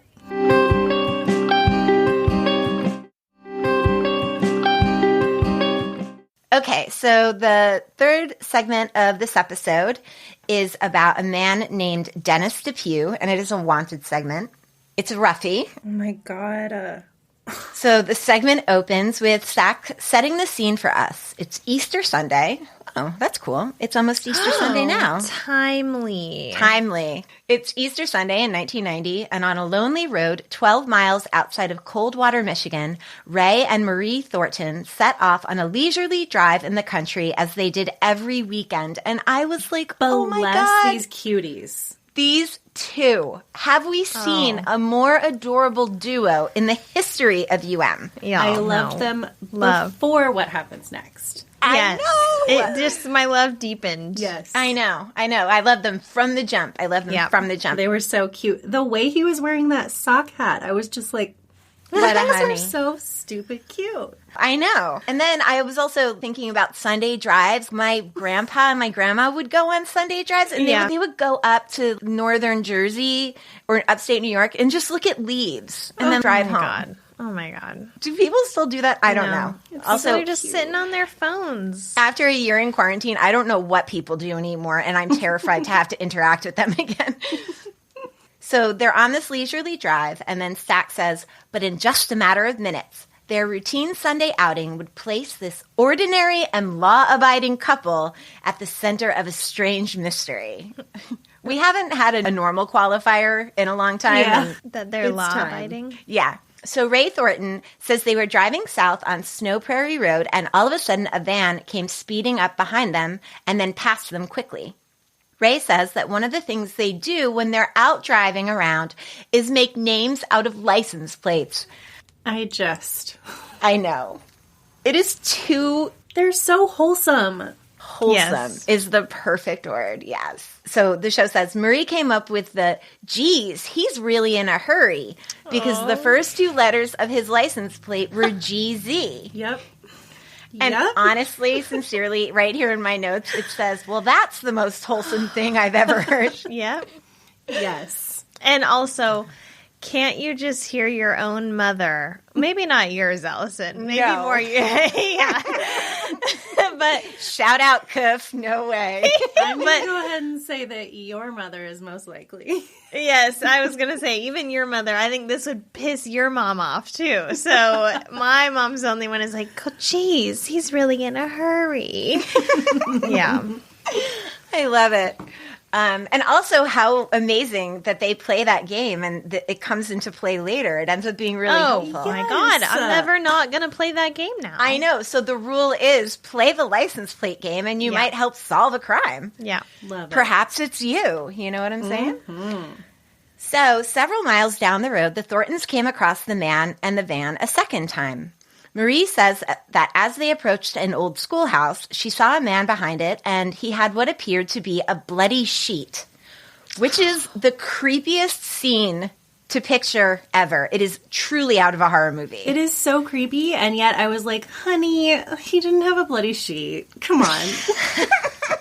You're just overreacting. That's what you would say to your partner. Or any one of us would say to our partners if our partner said that they saw a bloody sheet. The 3 of us would always be like, oh, stop. It wasn't a bloody sheet. Come on. Keep going. Yeah. We would not be into it. We're haters. So she says that as they passed the school, she saw the same van parked between the building and a big tank. Stack says that minutes later, the van pulled up behind them again and rode their bumper for nearly 2 miles. Which terrifying. What? The audacity. What are you doing? Oh, my God. Someone did that to me here when I went a couple of years ago, and it was so scary. Oh, it's horrible. That's happened to me. It's horrible. Oh, my gosh. I've never had that happen before. Yeah, it's terrible. Oregon drivers. Yeah. So Marie starts writing down a description of the van. So in the reenactment, she's like, I'm going to write this down. I need to start writing this down. Oh my God, and she grabs a pen and paper and Ray's looking in the rearview mirror and he's like, oh, he's got a white Scully like I have. And they're trying to get a description of him and just get all of the information they can. I love them. I am in love with them and I want them to adopt me. Mm-hmm. Sorry, Cuff. So finally, Ray pulls off to the side of the highway, which is also really scary, right? Because this van could pull off with them. You don't know if he's going to attack you. Oh, my God, yes. So the van pulls over to the other side of the road. So he's kind of in this little dirt road way off the highway, and then the van is on the right side of the highway. And the Thorntons, being the crime fighters that they are, but maybe not the smartest plan in the world, decide to come back around and see if they could get a license plate number. Oh, so brave. They're so brave. I couldn't believe how brave. So they thought that if they got the license plate number, they could turn it into the police because, quote, the guy was acting very suspicious. And the Thorntons felt that the authorities should be notified. So as they drove by, they saw the man behind the van changing the plates. And the passenger door was open, and Marie could see it was covered in blood. Could you imagine? No. Could you even? No. My jaw was on the floor during this entire story. I was just like, what the? Also, the audacity of this guy to just get out and change his plates on the side of the road when he's been tailing these people. He knows those people are right there. Yeah, he knows where they went. I know. So the Thornton crime fighting team then returned to the schoolyard to search for the sheet. Oh, so scary. Oh my God. But you know what? then I would be there for it then. I would be like, too. I'm going to go back. Like, what's too. going on? I need to. Yeah, now because I then need you'd to. be scared. Did he see us see that? Is he going to go back and get it? And then when we try and tell the police that it's there, it's going to be gone? Yeah, totally. And I think that he must have seen them. Like, he must not, I don't know if he saw them drive by, but when he got on the road, he saw how close they were to the school. And he must have realized, oh shit, they just drove by. They just saw me. Yeah. They found a blood-soaked blanket partially stuffed into an animal hole. And then they're like, is that it? And then Ray pokes it, and they're like, let's get out of here. So Stack tells us that Ray and Marie Thornton had chanced upon evidence of a shocking crime, a crime which marked the complete and tragic disintegration of a family. Unwittingly, the Thorntons were witness to a final chapter of a bitter, heated conflict between a husband and wife, which ended in murder. Stack tells us that, to outward appearances, Dennis and Marilyn DePue of Coldwater, Michigan, had a comfortable middle-class life. Both had good careers. Dennis was a state of Michigan property assessor, and Marilyn was a high school counselor. They had 3 children, Scott, Julie, and Jennifer. And Stack says that, behind the surface, smoldering tensions threatened to erupt at any moment. After the children were born, Dennis grew sullen and withdrawn. He began to isolate himself from the family and accuse Marilyn of turning the children against him. And at this point in the segment, they show a Sears portrait, Dennis and Marilyn, and he looks like a dead-eyed ghoul. He's a demon. He's an actual... He's so scary. He's my sleep paralysis demon. Yeah. I wouldn't be surprised if he pulled his face off and, like a full-on demon was. He doesn't even have to pull his face off. That's what he looks. That's what demons look like. He's so ghoulish. He looks like a ghoul. Yeah. Like, Yeah. ugh. I cannot deal with it. I know. And he comes from the Jewel Kaler school of eyes because just like flat and dead. So Dennis and Marilyn's daughter, Julie DePue, is interviewed, and she said, it's not like they fought all the time because they didn't. They just didn't really talk at all. Ann Dunkel, Marilyn's friend and coworker, says that she would just say that she was unhappy in general. When someone would ask why Marilyn wanted a divorce, she would just say that the marriage had ended and that there was nothing left. Stack says that in 1989, after 18 years of marriage, Marilyn DePue finally gave up. I think it could be argued that Dennis gave up 15 years before when he started resenting his own children's close relationship to their mother, but... Yeah. That is always a horrifying... That is the creepiest thing in the world to me, for a father to be jealous of his children's relationship to their mother. Yeah. That person is sick. Yeah. Yeah. That person Yeah. is a ghoul. Yeah. So Richard Callback, Marilyn's force attorney, says that Marilyn wanted to be more of her own person, raising her family as she saw fit. He says that Marilyn believed that Dennis was trying to domineer her and run her life and not allow her to make the decisions that she wanted to make. Jack Littner, Dennis's divorce attorney, says that he was agreeable to his wife having custody. Littner says that Dennis was so willing to let Marilyn have all of the property that she wanted that Littner had to fight with him to get a fair share. Yes, Jack Littner, Dennis DePue, is a real swell guy. Yeah. So generous. Thanks. What a honey.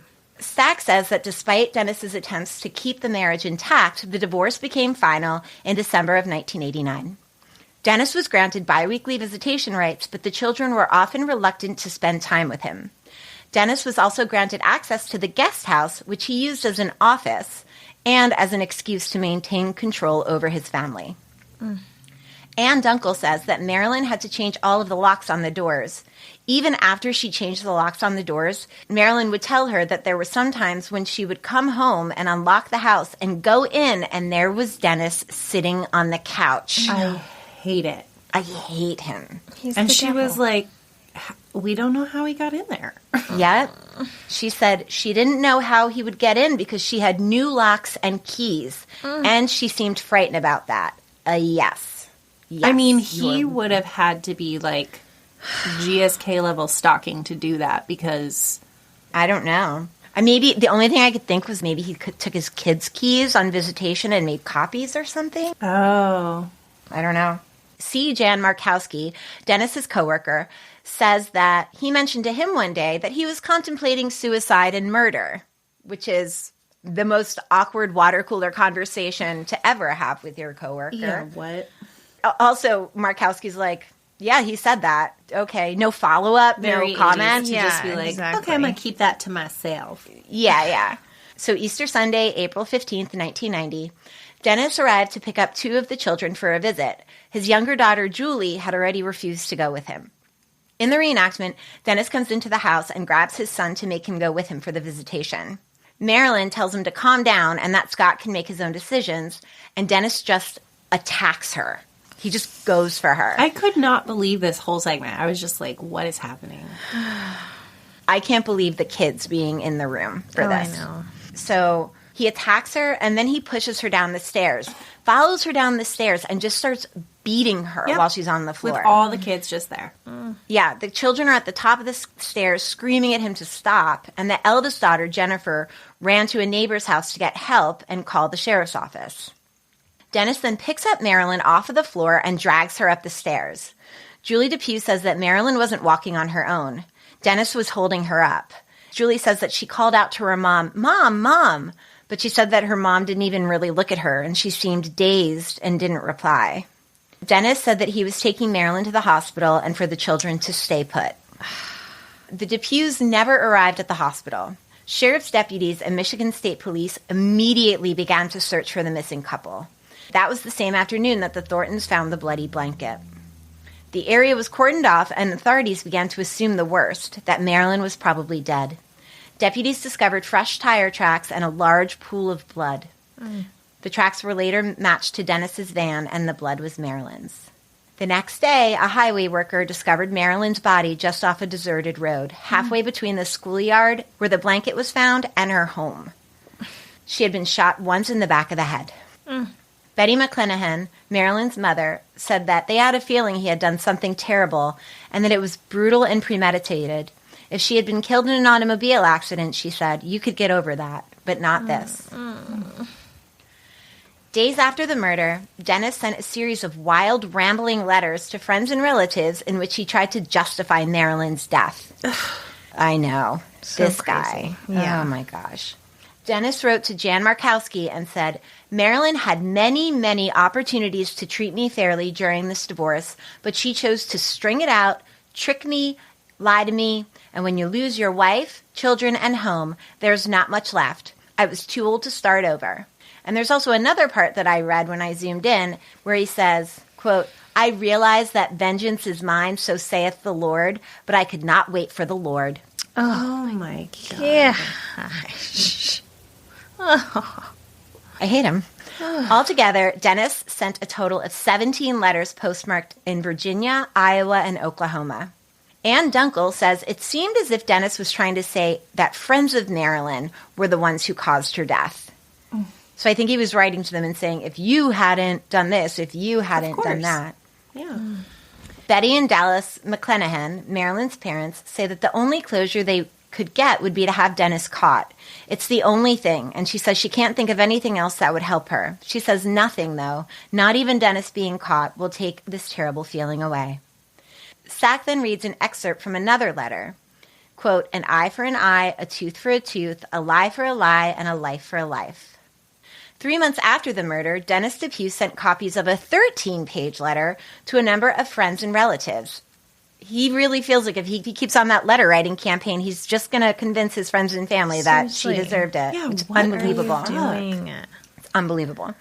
Stack said that the letter reads like a treatise, a chilling 5,000-word rationalization, which takes liberally from the Bible throughout, which totally makes me cringe. And I feel like thou shalt not kill is a pretty big one in the Bible, and so maybe start with that and then go from there. Stack then reads a portion of the letter. I realize vengeance is mine, so saith the Lord, but sometimes the Lord is too busy doing other things, which is really similar to what he said in the letter to Markowski. And I could see him using that line and then thinking it was really clever and then workshopping it a bit and then punching it up to have it be what he wrote in the next series of letters. Like I can just see that process that brought him to that. And it's so gross. Stack then gives stats of DePue, and they show a very awkward photograph of him in swim trunks at the beach. Oh, I don't remember that. And Stack says that he has dark, deep-set eyes, which is a polite way of saying that Accurate. he looks like a ghoul. Yeah. Gosh. He couldn't just say he's ghoulish.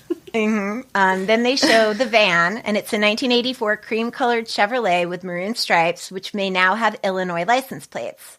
And then the show immediately cuts to a reenactment update, which I feel like we don't see very often. It was kind of fun. Yeah. It's a reenactment update, and there's a voiceover.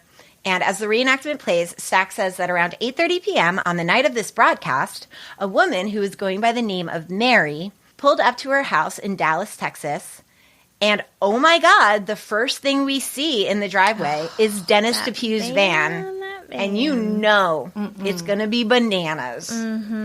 Stack says that Mary's boyfriend, Hank Queen, was already home. Mary says his van was parked in the driveway, which was out of the ordinary because he usually kept it inside of the garage. Mary says that when she got inside of the house, quote, Hank was packing and told her that his mother was very ill and that he needed to make an emergency trip home.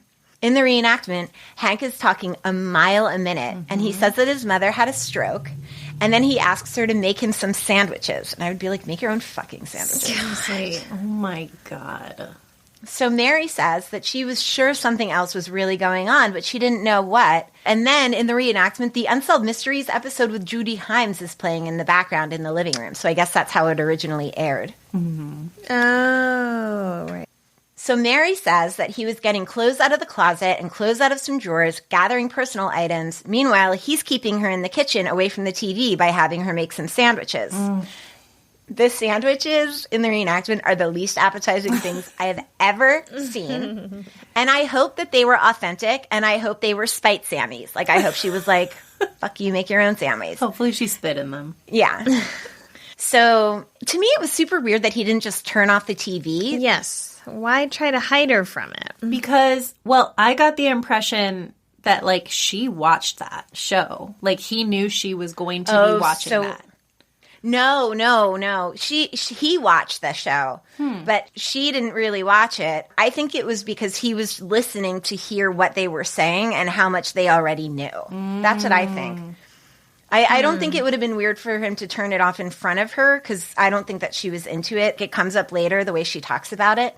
But I do think that he was listening as he was packing to get the story that the Thorntons had and what they saw and what they knew and all of that kind of stuff. Also, from Mary's perspective, if he's going to see his sick mother, does he need to be packing all of his possessions? He's got like cardboard boxes. How long are you going to be staying? It's true. So in the reenactment, she's like, are you going to give me a hug? What is going on? So Mary says that before he left, he gave her a peck of a kiss, and she gave him a big hug and said goodbye to him. She says she realized that something was troubling him, and she says, quote, I knew I'd never see him again. Stack says later that night, Mary was shocked to learn that her boyfriend, Hank Queen, was really Dennis DePue, and that he had just been featured on Unsolved Mysteries. For murdering his wife. For murdering his wife. I know. Imagine. Can you imagine? And she was like loving kind of in that reenactment. Like, oh, give me a hug. Yeah, they were in a relationship for about a year. I'll get to it. Oh, wow. I have some goodies for after. So Mary says that looking back on it now, she's sure he was watching and that she thinks he was deliberately keeping her attention distracted in the kitchen so that she wouldn't see the segment and so that he could leave. Stack tells us that a friend of Mary's called the telecenter and provided authorities with a Texas license plate number of Dennis DePue's van. 4 hours later, DePue's life came to a violent end just across the Louisiana-Mississippi border. When Louisiana state troopers spotted DePue's van, they attempted to pull him over.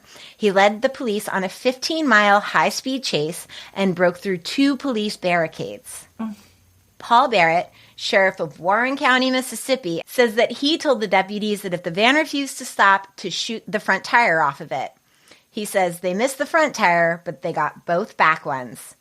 He says he traveled about half a mile and the van wouldn't go any further and he stopped. After firing 2 shots through his windshield at deputies and another through an open window, DePue turned the gun on himself and took his own life. Barrett says, it was a funny feeling to realize that the night before you're watching a show and you've seen a man wanted for murder someplace, and then you walk up to the van and recognize him for being the person that was on Unsolved Mysteries. Mm-hmm. So wild. And he says that DePue intended to die, whether to do it by his own hand or whether he could, quote, get us to kill him. Well, that is the most action-packed update yet. Seriously. Yeah. Little mini movie. So we know how it ends, but I'm going to fill in some blanks. I got most of my information from news articles from the Battle Creek Inquirer around the time. So DePue was living with a woman named Linda Blizzard. Her name is in the press, so at some point she went public. Interestingly, though, she never really spoke to the press. A woman named Barbara Harris, who was her friend who called the show that night, became sort of her spokesperson. So I read a bunch of articles, and I'm going to do a lot of quoting from those articles. So this is an article where Harris was interviewed, and these are quotes of her telling the newspaper things that Linda told her. The night that Linda got home, Hank, quote, was in kind of a tizzy. His van was moved out of the garage already. He said he had gotten a call. His mother had gotten very ill, and he thought she had had a stroke. And she says, quote, she packed him some food. She cared about him, but he was taking everything of his, lock, stock, and barrel. Linda asked, where can I reach you? And then Linda asked again, is there a phone number? And Hank replied, I'll call you in about a week. And Linda said, call when you get there.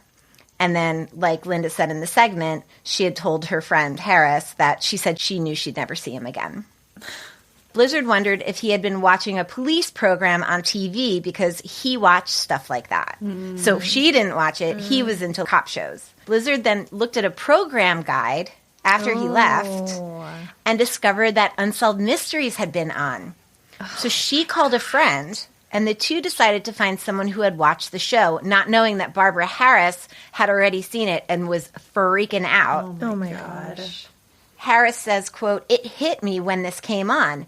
I limbed in on Michigan, the van, the murder. I hoped they'd show his picture. Then it came on, and I freaked out. Oh my gosh. Imagine your best friend's Your best boyfriend. friend's stupid boyfriend that you always knew looked like a ghoul. Exactly. Yeah. I knew from those eyes. So Harris called Blizzard, and she said, quote, I saw Hank on Unsolved Mysteries. He's a murderer. And then Harris, loving this term, said she freaked out. Harris invited Linda over to spend the night at her house and then called the Unsolved Mysteries tip number. The two women spent most of the night talking to Branch County Detective Sergeant Pat Loss in California and the FBI in Dallas. Linda Blizzard met Dennis DePue at a party in Halloween at a local club, and they started dating. He told her that he had been in the area since May of 1990, renting a room in Mesquite. His landlady said that he had dated frequently. What is the dating pool out there, down there in Texas like that? This guy is getting so much... I am confused. Those, God, seriously, Also, the women are desperate. I love that she met him on Halloween because, like... She thought he was in a looks like he's costume. wearing a costume. She's But a like, oh, mask? are you a ghoul? Truly. I love your ghoul costume. In December, he moved in with Blizzard, and that's when Harris met him. Quote, I had an uncomfortable feeling about him from the day I met him, she said. Girl. Quote, he was very knowledgeable and good to her. He was home during the day. He told her he was doing some contract illustrations and writing. He would fix dinner at night, and he was very domesticated. He didn't really like to go out in public much. She occasionally got him to go out to dinner. His van stayed in the garage, although occasionally he would go to the grocery store and the library to do research, a.k.a. look himself up to see, like, what's going on. Probably. He never showed any temper toward her. I never saw him take anything but aspirin, no medication. He didn't drink, no caffeine. Harris says, but to me, things weren't clicking. He was evasive about where he was from. He wore dark glasses when he went out. He gave her a Valentine's Day card, and he didn't sign it. He said that he had grown up in Indiana, that he had gone to Michigan State, but he never said where his family was. There came a point in January or February, so this is 1991, I guess, that Blizzard started getting suspicious. She had him investigated by a private detective, but he didn't find out much, Harris said. She had never seen a driver's license or wallet. She had never seen mail come to the house, and he had money all of the time, but he didn't go to work. Harris said her friend managed to take some snapshots of the man just that past week. I don't know what she was going to do with them, but just have them in case maybe she saw a wanted poster or something. God. So she had a good intuition. Yeah. So after Harris called the tip line, the show alerted the Dallas FBI office, which issued an APB, which was picked up by Louisiana State Police. The APB described DePue's van and Texas plates. Trooper David Thompson was patrolling I-20 in northeast Louisiana at about 2 a.m. when he spotted a van matching the description of DePue's. It was going about 80 miles an hour toward the Mississippi River and the bridge crossing to Vicksburg, Mississippi. The van passed the cruiser and then immediately slowed down to 55 miles an hour. Thompson followed him for 12 miles and then radioed other agencies to set up a roadblock. He then turned on his emergency lights and siren, and DePue sped up again to 75 miles an hour. For 35 miles, Thompson followed him to the river with the sirens wailing. On the Vicksburg side of the river, Warren County Sheriff Paul Barrett and his deputies were waiting with the roadblock. DePue slammed into 2 police cruisers and drove through. Officers then shot his tires. He kept rolling on 3-wheeled rims and a left front tire, so they shot out 3 tires, so he's got 1 tire left. He drove through a thinly populated residential area before he stopped, fired several shots at pursuing officers. Barrett fired a machine gun at the van. But Barrett later said that there was so much crap piled into the van that they couldn't get to him. It was just hitting all of the objects in the van. So Barrett fires this machine gun, and all of a sudden it gets quiet, so they approach the vehicle and found DePue slumped beneath the wheel, holding a .357 Magnum. DePue was dead from a gunshot wound to the head, and Barrett said, "We found him with his finger on the trigger." They found $16,000 in cash in his pockets. Nice. They said that the people that knew him said that it wasn't unusual for him to be carrying that much money. So weird. The hell? So it was the 72nd case solved by the show. Wow. John Cosgrove was pretty shocked by the events that unfolded after the show aired, but you could tell that he was pretty stoked to give the audience that action-packed update. Mm-hmm. The abandoned school where Ray and Marie Thornton found the bloody blanket was set on fire by an arsonist in 2017, so it's no longer there. Okay. I found DePue's 3 children. Only one has a social media profile that I could find, and it was Julie, the daughter that was interviewed on the show. Mm-hmm. Her profile is pretty locked down, so I wonder if she still gets attention from people wanting to talk about the case with her. Yeah, which is like, don't reach out. Her life is... I know. Even as somebody who has a podcast, I don't ever want to reach out to people, especially the children. Well, yeah, in these scenarios, they lose both parents at once, and it's just so sad. Yeah.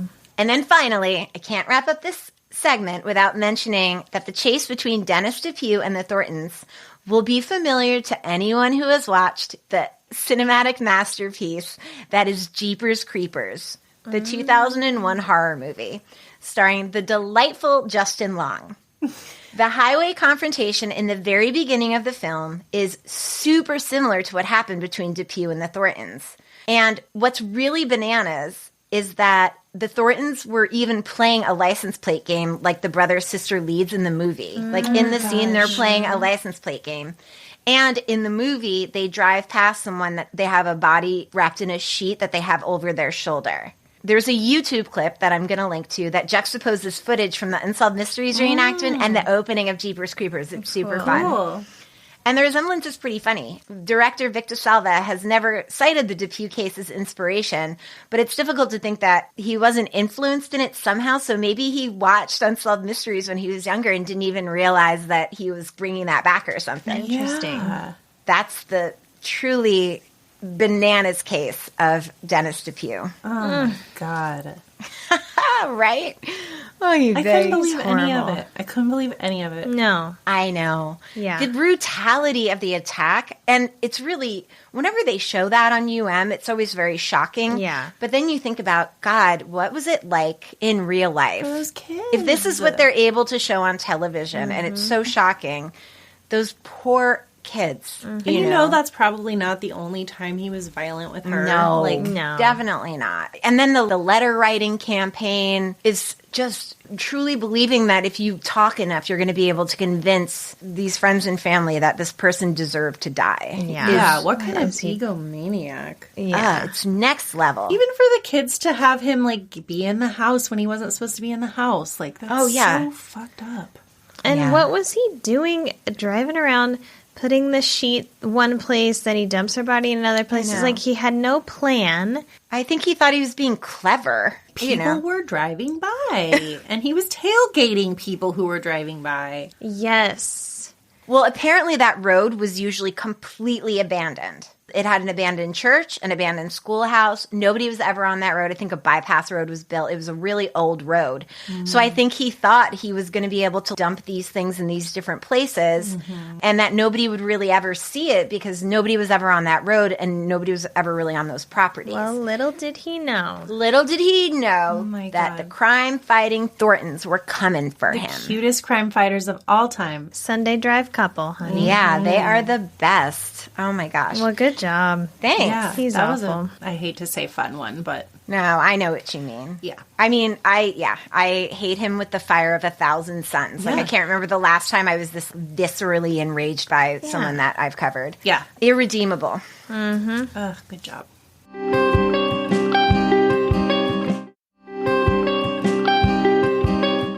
So, just a 3-parter today, ladies. Just a 3.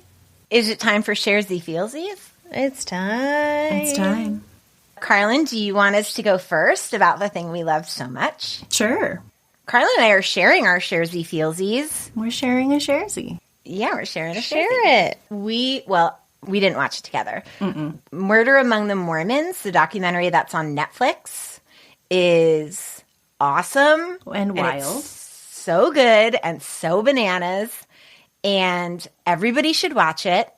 It is my favorite, and I'm going to watch it again. Whoa. Because I thought it was so good. And there's a lot of parts that I think now going back on a rewatch. But my mother had watched it, and she watched it again with me. And it's incredible. It's about like one of the world's best forgers. Mark Hoffman. Yeah, so it's about this guy, Mark Hoffman, who forged all of these Mormon documents. Yeah. Which apparently is a thing that people collect. Yeah, Mormons are super into being Mormon, I guess, and like collect documents because they're actual supposedly real documents because Mormonism is a new religion.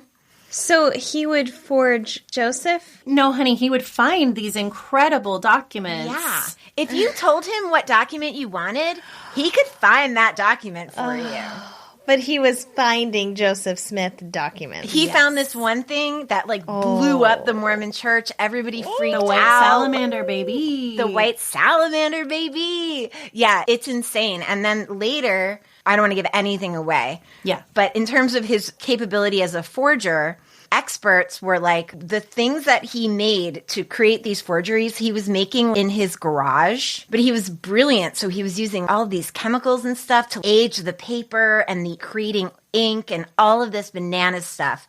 And then there's this whole other side story that's, I guess, what the story is actually about. I don't even know, but it's so good. Yeah. Like the word you said is perfect. Brilliant. It's a perfect example of someone who is brilliant and uses it for the fucking wrong reasons. Yeah. Like the amount of potential and like ability is insane. And then I can't say, but oh my God. Okay, I gotta watch You it. gotta watch. Okay. I am reading a book right now, and it is called The Magpie Murders, which is written by Anthony Horowitz, and it's sort of a novel within a novel situation. Ooh, fun. Which is fun, and it's set in England, of course, and it's about an English detective in the 50s, but there are a few murders that happen in this little English village, and just like the the drama of that, but also the old-fashionedness of it. And it's like seems really twisty, and I have no idea who did it. I'm like 3/4 of the way through. Fun. Everyone is like connected in this little village. It's really fun. And there's 2 in this Magpie Murders series. There's also the second one's called the Moonflower Murders. And then I think Anthony Horowitz has written other books too. So, and I'm looking right now, and don't worry, everyone, it's one of Neil Patrick Harris's favorite books from 2018. Great. Love it. Well, then I'm definitely I'll take a reco from him. Oh, of course. So yeah, it's good. I recommend. cool.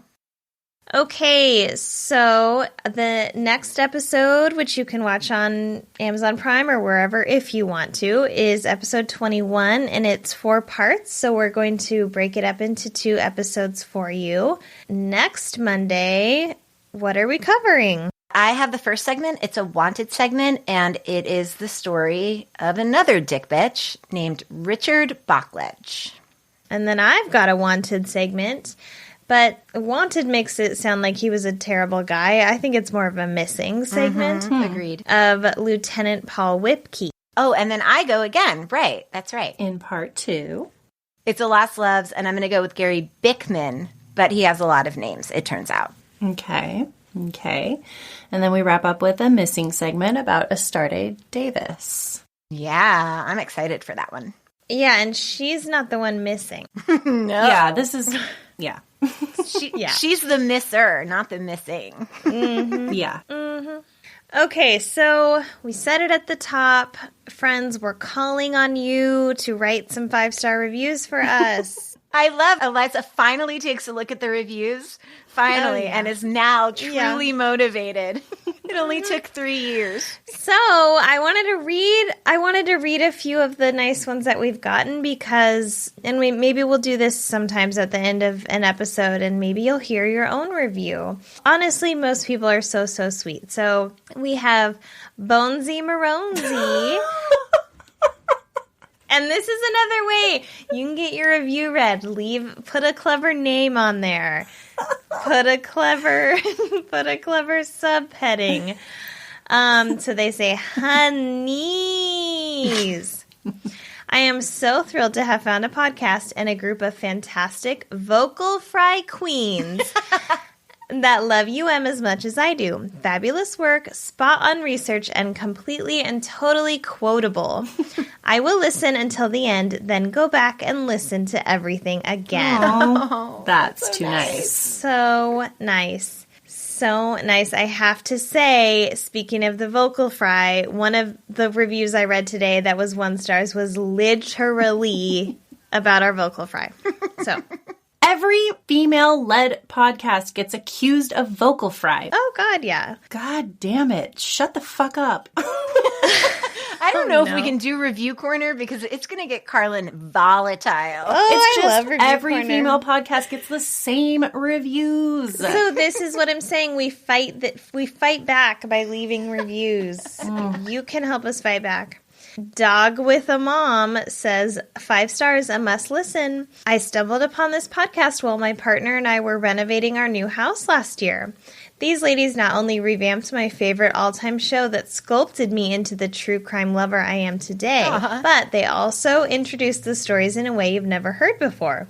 The research is absolutely tremendous, and I appreciate all their hard work to update us when it's possible to do so. Give them a listen. Oh, that's nice. Oh, so nice. And then I'll just read one more. Savannah Shanae, binge-worthy, 5 stars. I love listening to these ladies. They have great banter while also being respectful to the cases they're talking about. Thank you. Thank you, all of you. And we'll be reading some more reviews, so please leave us a 5 star. We'd appreciate it. And you get a magnet.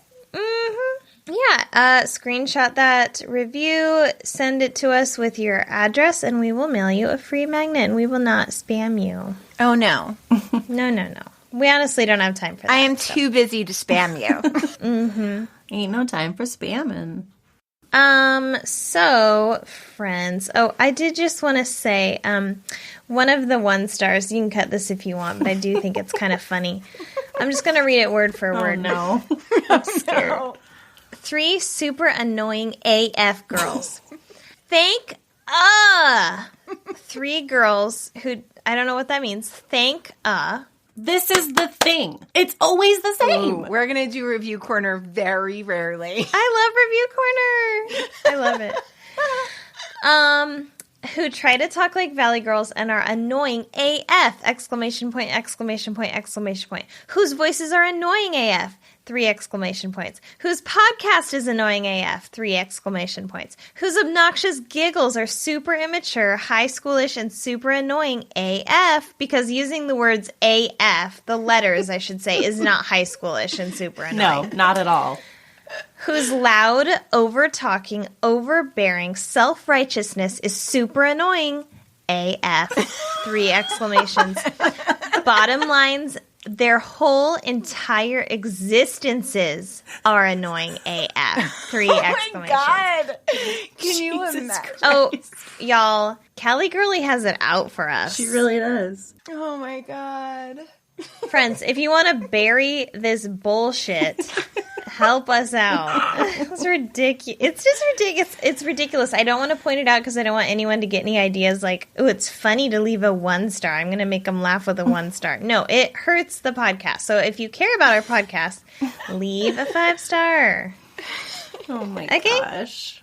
Okay, another way you can support the pod besides leaving a review and getting a free magnet and helping us donate $1 to this month Angels with Misplaced Wings for every review that we receive. You can also go to Patreon to help support the show. Patreon.com/Resolved Mysteries Podcast. $5 a month, and you will get ad-free episodes, 2 extra episodes a month, and other goodies. And to see photos we reference in the episode, follow us on Instagram at Resolved Mysteries Podcast. Karlin does a great job there curating amazing content for you. I can't wait to put up that ghoul face. Oh. Yeah, maybe don't follow if you don't want to see dead ghoul eyes. And on Facebook and Twitter at Resolve the Pod. You can also visit our website, resolvedmysteriespodcast.com, where Alison, among the many other amazing things she does for the pod, puts up extra photos for the episode, puts up our sharesy, feelsies, anything that you might be interested in. It's there. It's a beautiful site. And you can contact us at resolvedmysteriespodcast@gmail.com or at our P.O. Box 14005, Portland, Oregon 97293. At our P.O. Box or our email address, you can send us stories so we can keep making listener short stack episodes. Send us your stories about unsolved mysteries. You can send us cold cases, nostalgia about the show, anything you want to. We love to hear from you. And then subscribe. And that's it, and we love you, and we'll see you next week, and the week after, and the week after, because that's how we do it now, y'all. Weekly, baby. Can't stop, won't stop. Okay, except I'm going to stop right now and go to bed. Me too. We love you guys. We love you. Love ya. Bye. Goodbye.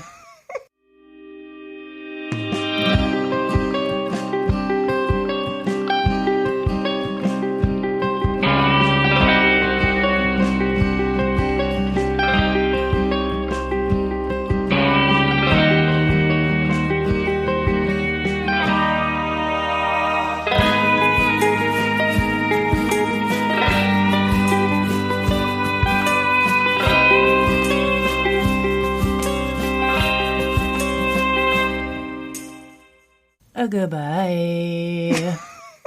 Ooh, is that straight from the ghoul himself? That was goodbye. Oh, jeez. Goodbye, you little ghouls.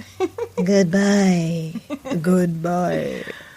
Goodbye, Dad. What? Dad's mad. Goodbye, Dad. Dad's Goodbye. good, Dad.